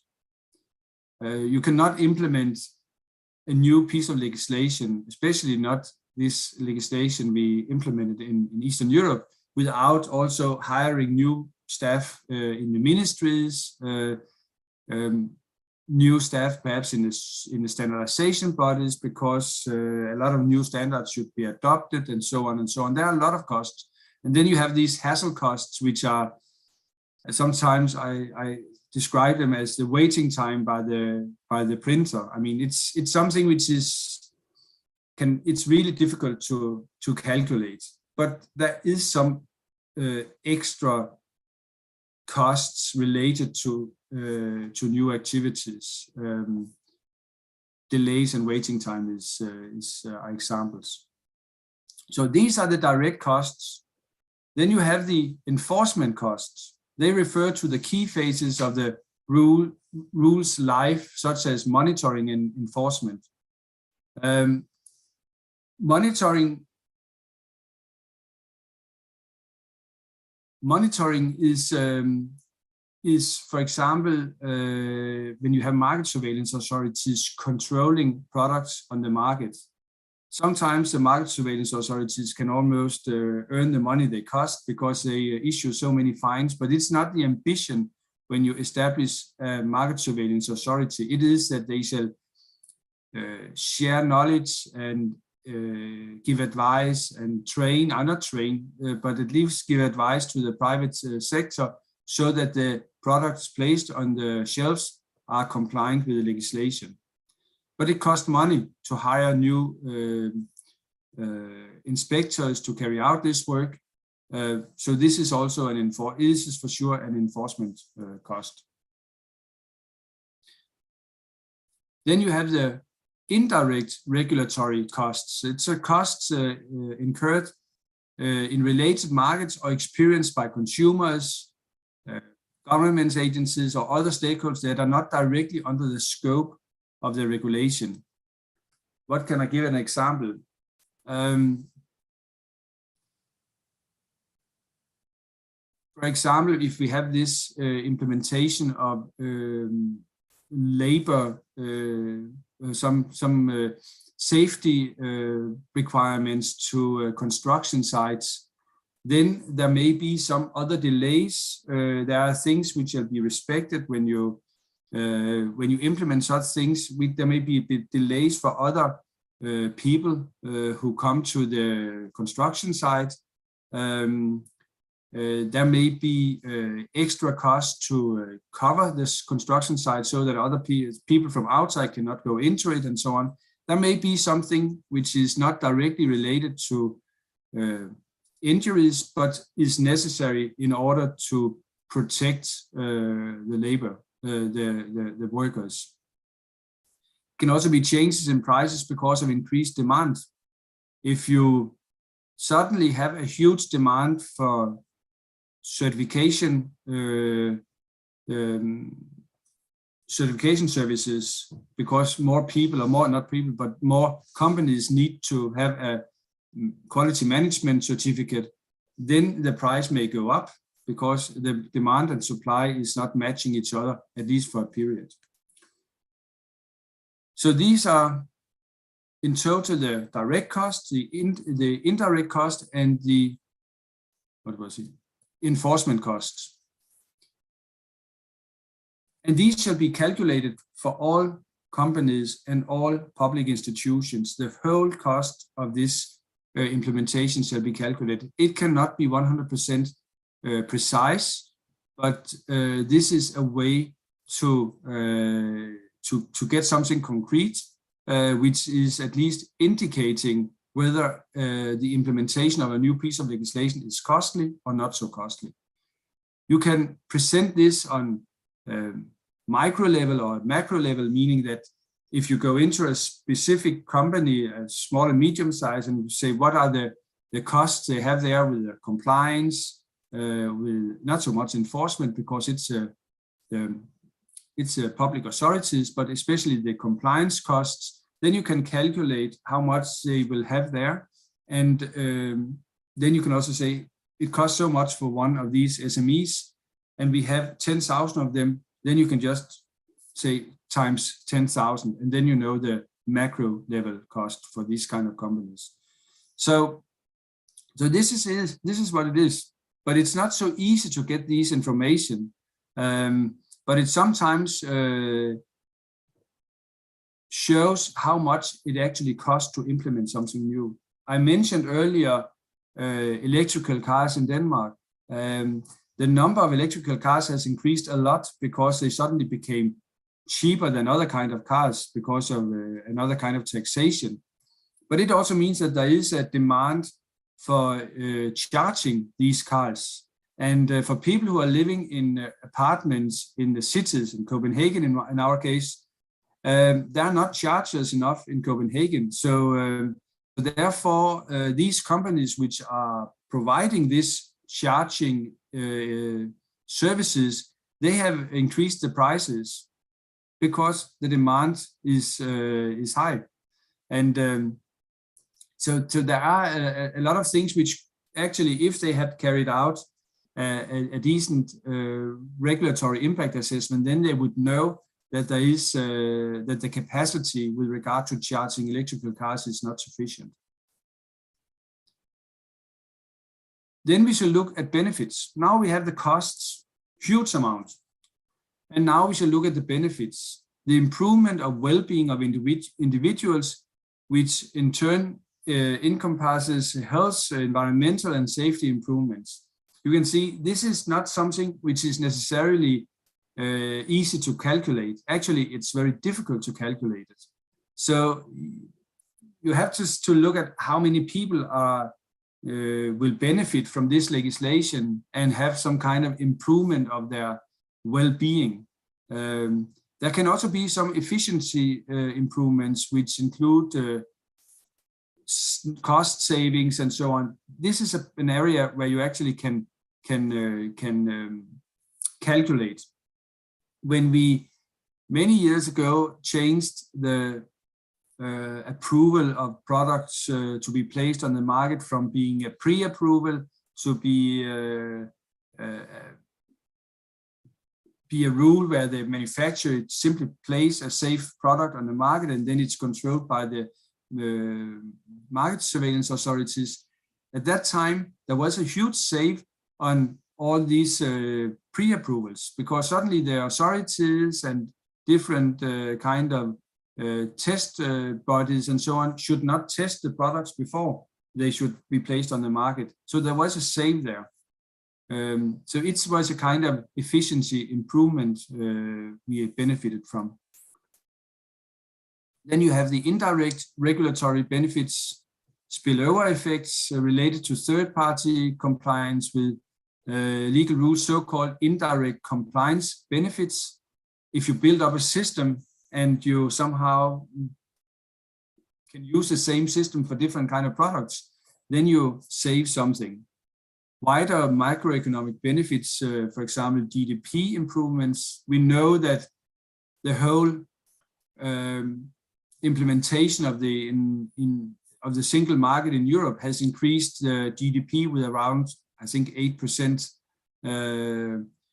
And this is something which should be taken into account when we look at all the costs we had when we implemented the system.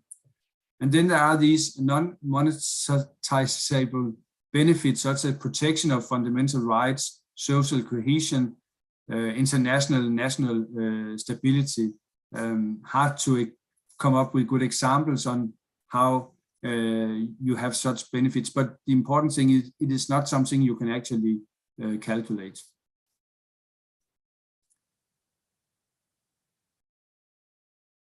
Then the ultimate impacts of a regulation, then we are with overlap with ultimate goals of a regulatory intervention.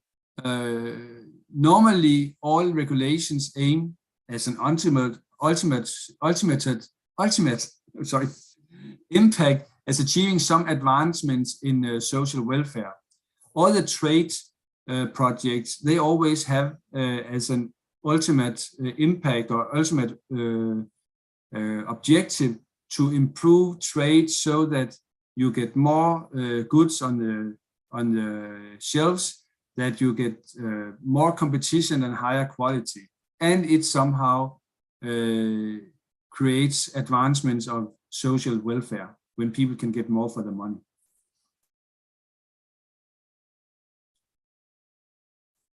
So this is what we have. We have some costs and we have some benefits, and then you should simply just put them up on a weight.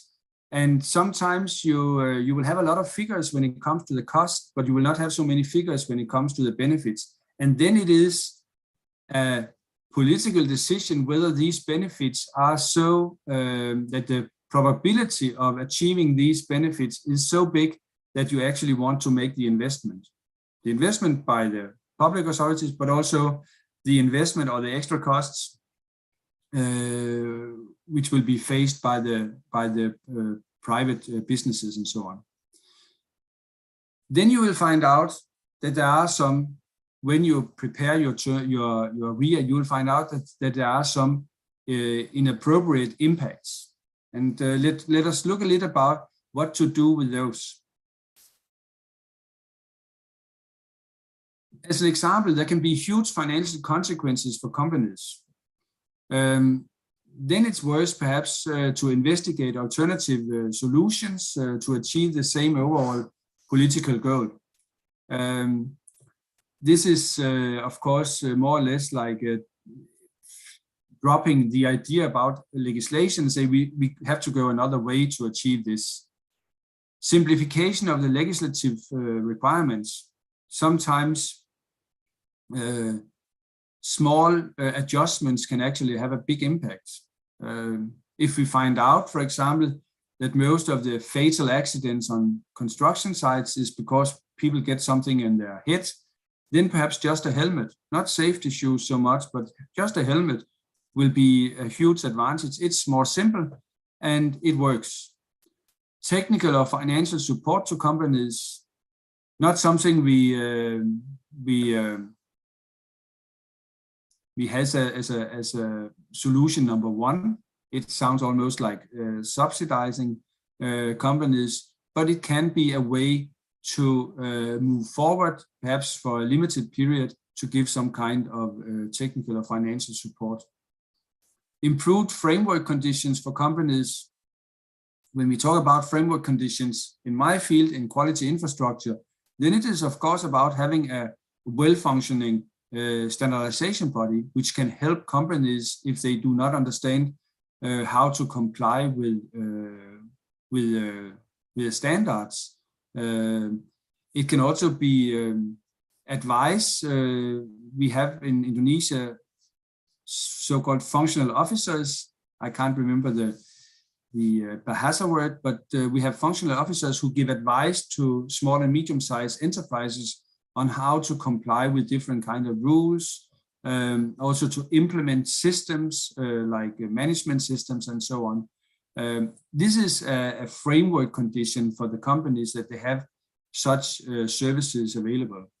And then monitoring consequences so that that we know what is happening. We keep the legislation as it is, but we know what is happening all the time by carrying out monitoring.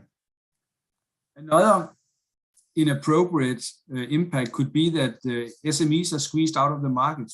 I gave you this example yesterday with cement, that the small importers of cement, they would be squeezed out of the market in Bosnia if we implemented the construction product directive as it was. Then you can make exemptions in the legislation. It would not be a good solution for cement, but it may be possible in other situations.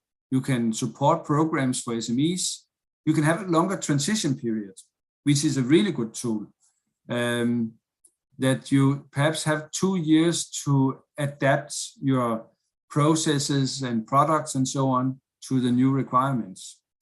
When we changed in Denmark the legislation for the construction, the building regulation, it's called the building regulation, where we had used national standards for many years, and then we changed to European Eurocodes, which are standards for building houses and other kind of constructions.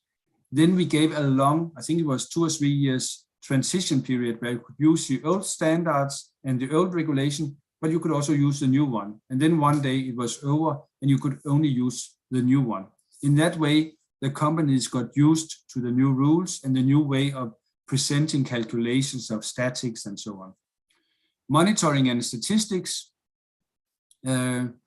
It's a way, at least like in the first case, in the first example, to keep an eye on this and see how bad the problem will be. Training to ease the transition to the new legislation. This is again a good way, but sometimes very resource demanding to reach out to a lot of small and medium-sized companies. If the companies are not prepared for the new legislation, then you may decide to have a longer transition period that you actually planned. You can carry out information campaigns, training activities, investment promotion, or consultation. Also other ways of mitigating consequences of the legislation. The regulation seems to be non-proportional. Non-proportional means, as I gave an example yesterday, that you shoot birds with cannons. This is non-proportional. So therefore, it may be worth considering other tools, for example, standards or certification, to achieve the same political objectives, but just in a way which is not so resource demanding.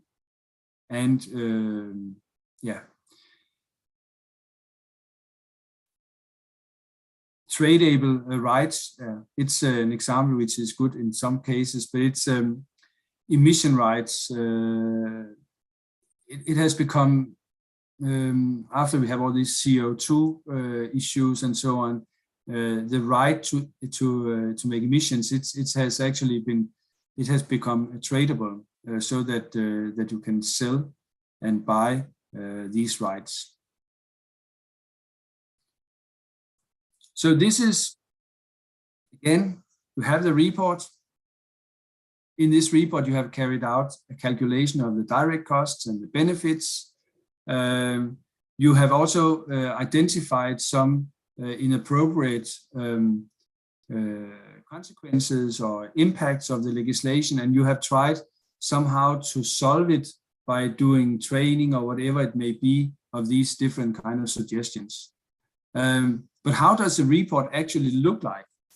And therefore, I'll just shortly, I think we ended a bit early today, hopefully, show you the atypical, there are no rules for this, but a typical structure of a full RIA could be that you start describing in the first chapter the strategy issues, the policy objectives and the policy alternatives. The policy alternatives is another way to achieve more or less the same, but with other means. Then you carry out the gap analysis. What did we have before? The baseline, and what is we suggest. You can also look at the conformity system or compliance requirements in the existing law and in the new law. Standards, if it was one for standards, this is for sure not one which will be used in all RIA documents. But if you need standards to show compliance with the legislation, then it is worth knowing where are we with regard to adoption of these relevant standards right now, and what is the status, what was the status before, what kind of standards did we use, and what kind of standards shall we use in the future, and are they adopted already, or are there plans to adopt them? Stakeholders and markets affected. What is the overall relevance of the technical regulation? Overview of the product. You remember perhaps this short presentation of a piece of legislation. Who are the stakeholders? You can make a mapping.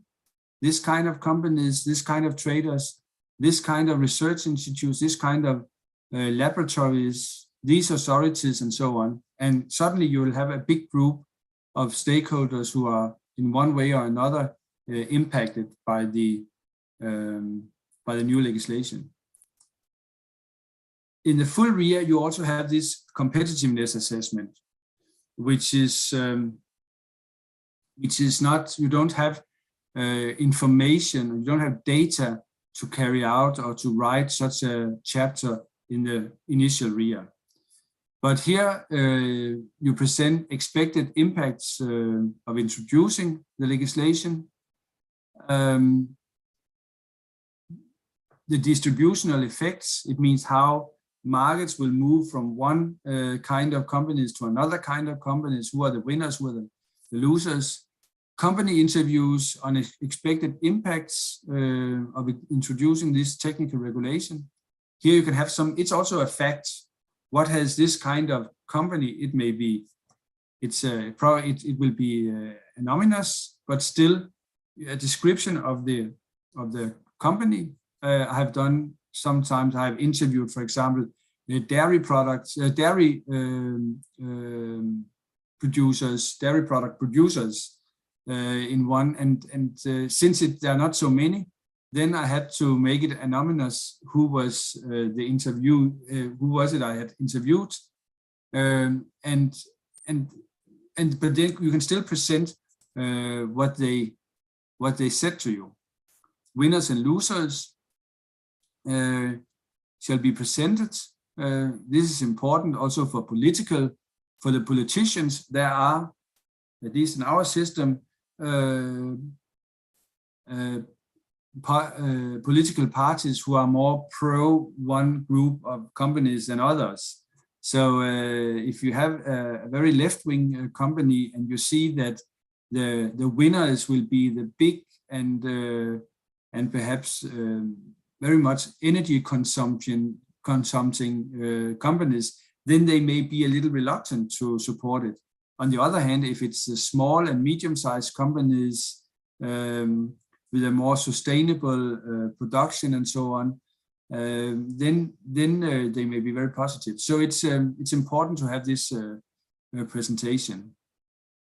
And then if you have access to regulatory impact assessments from other countries, you can find it. You can present it here. Then you have the impacts of the technical regulation in terms of cost and benefits. It's clear that when it comes to the initial, where it may be a civil servant who carried it out, then it will be limited what you can present here, but there is an expectation at least to indicate how much money are we talking about on micro level in this kind of company, and how much are we talking about in bigger companies, and also what are the costs in the public authorities. It may not be 100% accurate, but it is important to have some figures also in the initial RIAs. And then you make summary and conclusions. The way and recommendations. and the way you formulate it should be very careful. You should be very careful, because you cannot expect the readers of recommendations especially to read all these all the reports and all these places where you perhaps say, but there is a bit uncertainty here. If there is uncertainty, then you should either not take it into your recommendations, or you should be very clear about the write about the uncertainty in the recommendations so that they are not misinformed. It can come back to you. Initial RIA, basically the same. It was only, this competitiveness assessment, which is not included. Of course, the whole, the description will be much more overall and short,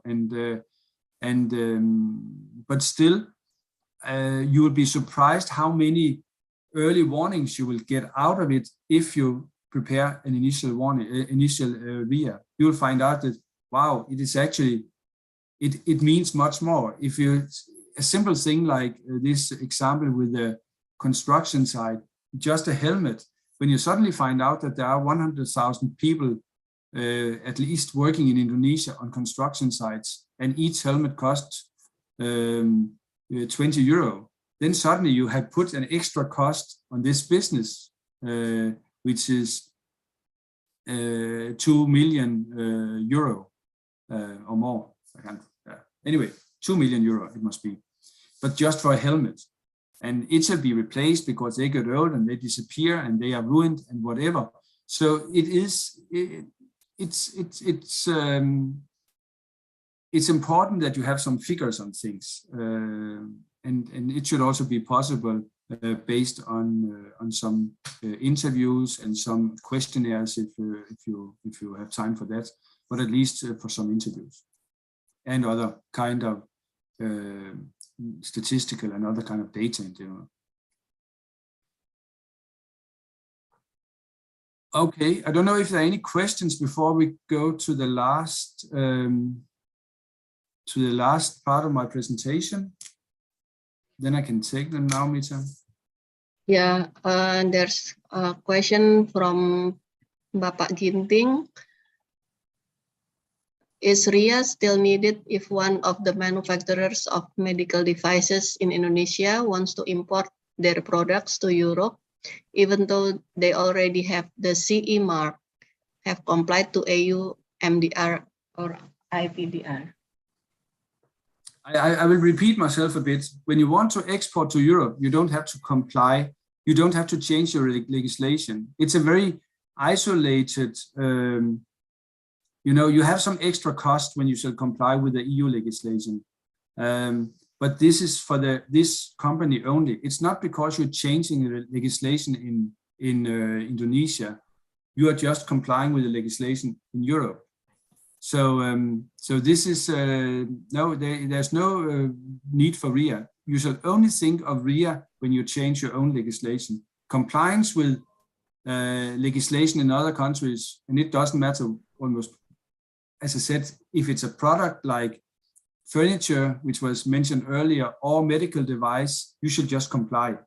You should just live up to the European legislation. And then we have the speciality with food products, fish, and so on, where Indonesia has to implement some legislation so that you comply with the EU legislation, because we have these special rules for fishery, for example, as I said, or for shellfish. Then you have to implement something. But for simple or advanced, if it's a medical device, products you just want to export, you should just ensure that you comply with the requirements in Europe. Okay, so thank you. No, thank you, yeah.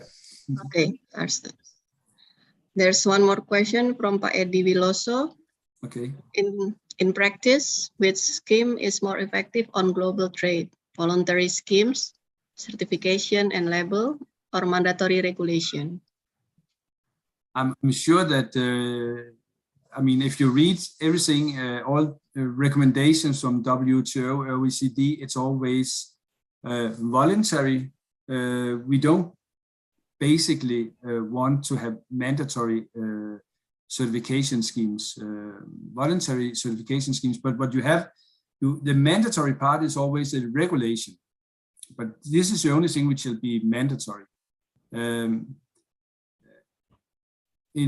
So voluntary is the way forward. If you ask also people from standardization world, ISO emphasize many times that it's very few of their standards which are actually meant to be used for certification. Of course, the management standards are, but all the other ones, also in areas where you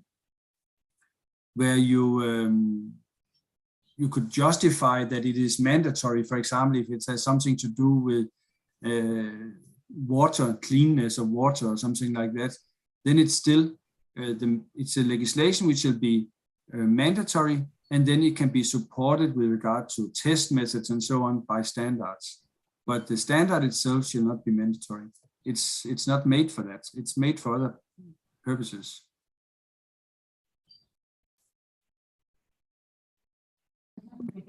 Okay. There's no more questions. You can continue. No more questions? Okay, yeah. Then I think we can end a little earlier today, but let's see. Sometimes you're surprised, but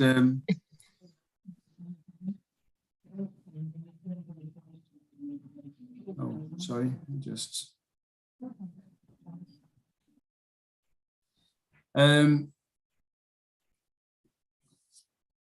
both these 2 days here have been about good regulatory practice. And the reason why I have spent so much time on RIA today is that it is perhaps, it's more concrete.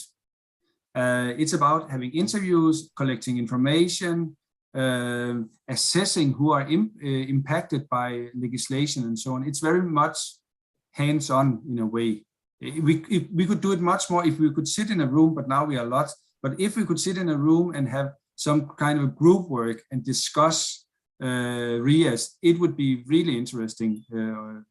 But unfortunately, this is not possible for the time being. So we have spent a lot of time on RIA today, but now I go a bit back to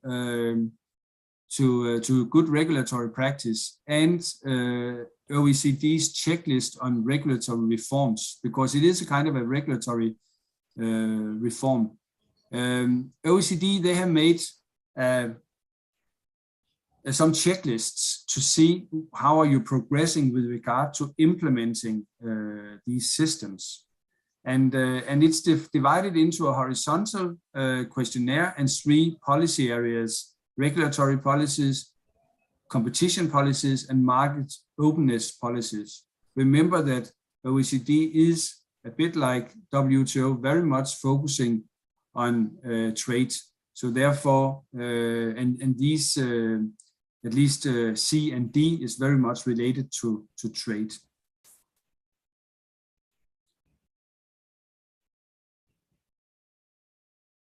When you look at the horizontal questionnaire, then there are some questions. It is to what extent is there an integrated policy for regulatory reform that sets out principles dealing with regulatory competition and market openness policies. This is a part of this overall decision when you implement something, when you implement a good regulatory practice. Are they dealing with competition and market openness policies? All this transparency and so on is related to this. Secondly, how strongly do political leaders and senior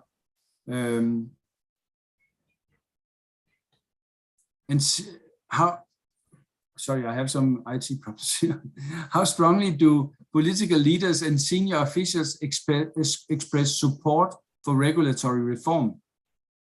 It's very important that you have this top level commitment to reforms of the way you develop legislation. To both continuates with to both the public and officials, including the explicit fostering of competition and open markets. Do they really support that this is happening, that this is implemented. I've worked in many countries where what I hear officially from the government is one thing, but then when I meet chambers of commerce and also politicians on a lower level, then it is quite often very protectionistic thinking which dominates these on these levels. So it's there are some questions which shall be clarified. There are a lot of questions under these overall descriptions you see here, but this is something which will be given attention when you evaluate the effectiveness or how well as a new system is implemented. This was on horizontal level.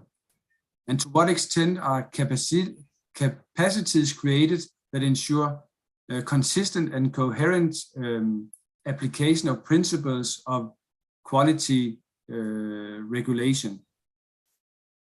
We have this, at least if we follow the recommendation, this central body which ensures that there is a coordination between the different ministries when it comes to the implementation of good regulatory practice.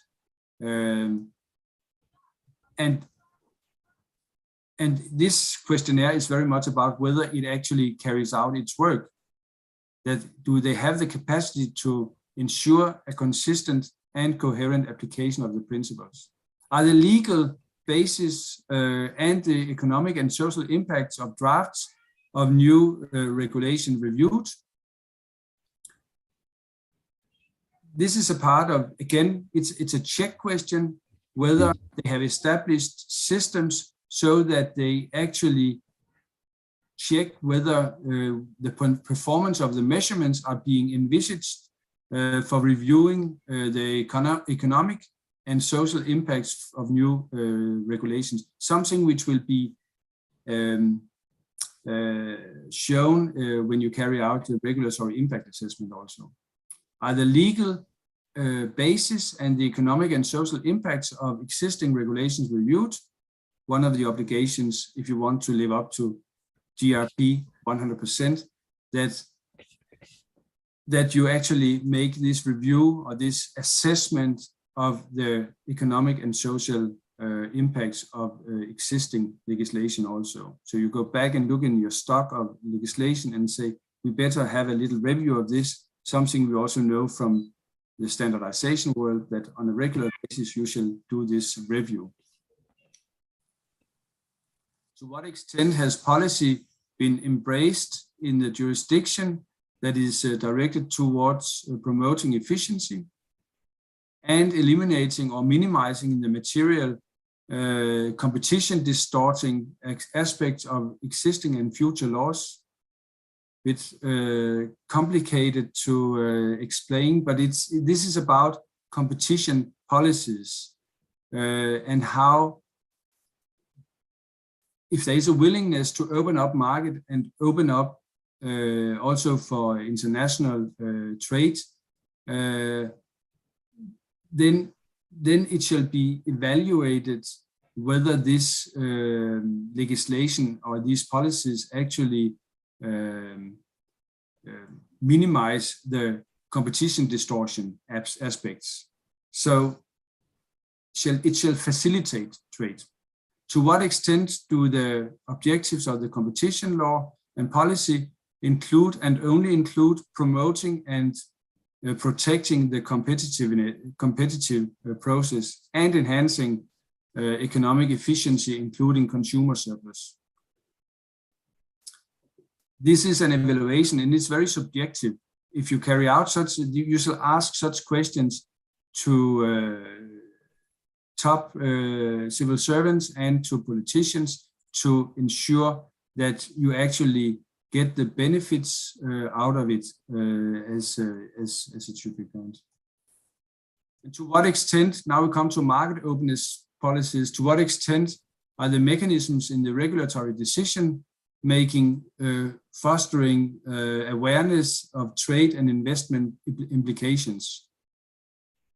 When you make new legislation, then it is easy, or it's easy to fall into the trap where you actually create new protectionistic or close your market a bit, and this is something which you should have a focus on, that you keep your market open. I've been in some countries where it was a bit difficult to convince the politicians that openness of markets were that they would benefit from that in the country. But it's important to keep a focus on this. And to what extent does the government promote approaches to regulation and its implementation that are trade friendly? We have in the WTO system, for example, the Trade Facility Agreement, which has a lot of different requirements we should live up to, both some horizontal and some more vertical and specific ones. It should be ensured that these requirements are implemented in the legislation, that systems are set, for example, for the handling in customs and so on, are set so that you live up to the overall objective of having open and open markets. It's a bit theoretical, this questionnaire, and I'll not give it more words. I don't think it's easier if you sit with a full questionnaire and have all the questions under. Then you can. It's better easier to relate to your situation, and it's a evaluation which will be carried out on a regular basis, and it may be every 5th year or something like that, where you just ensure that what you plan to achieve in the very beginning, when you committed yourself, or the president committed Indonesia to implement GRP, that you actually still achieve these overall objectives. So this is just a help, inspiration for such a review. But with these words, and 20 minutes before time, we have reached an end. We have just had some questions. I don't think we when there are more questions, then it's actually time for evaluation. And I don't know if it's Citi or Maya from Arise Plus who will remind about this evaluation, which is a part of it. Mita, do you know? Yeah, the evaluation survey is on chatroom. It's on chatroom. Okay. Yeah. So Okay. there's no questions from chatroom. I don't know if it's any question from YouTube, Mbak Siti or Mbak Maya.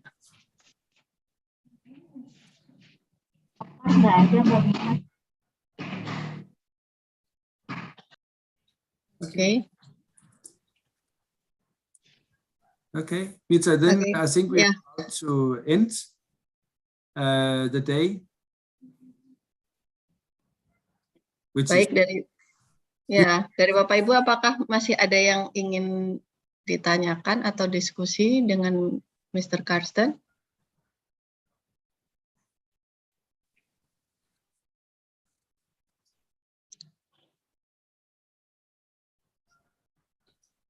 Okay, I think all the participants is clear and satisfied with your presentation.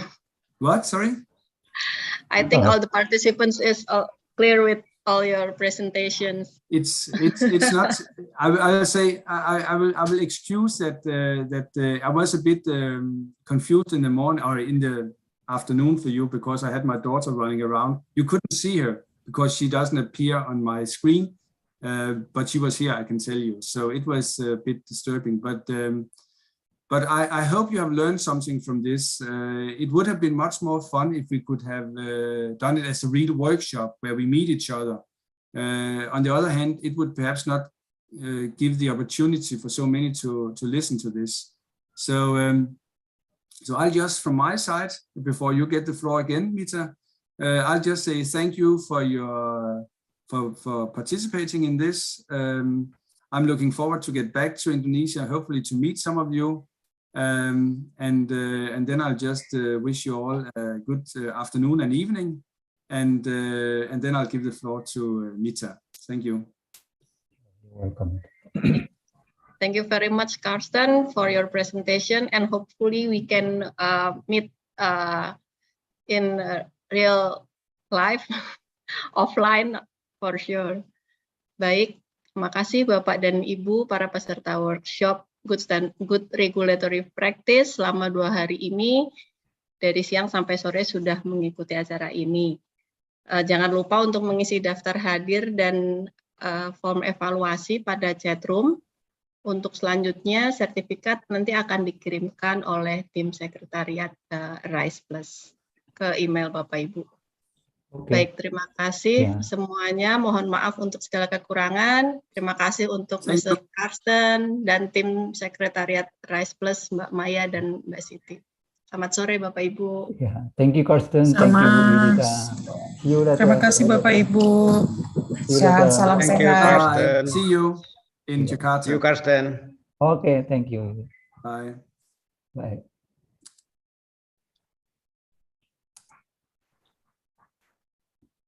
Ada foto lagi nggak? Thank you, Karsten.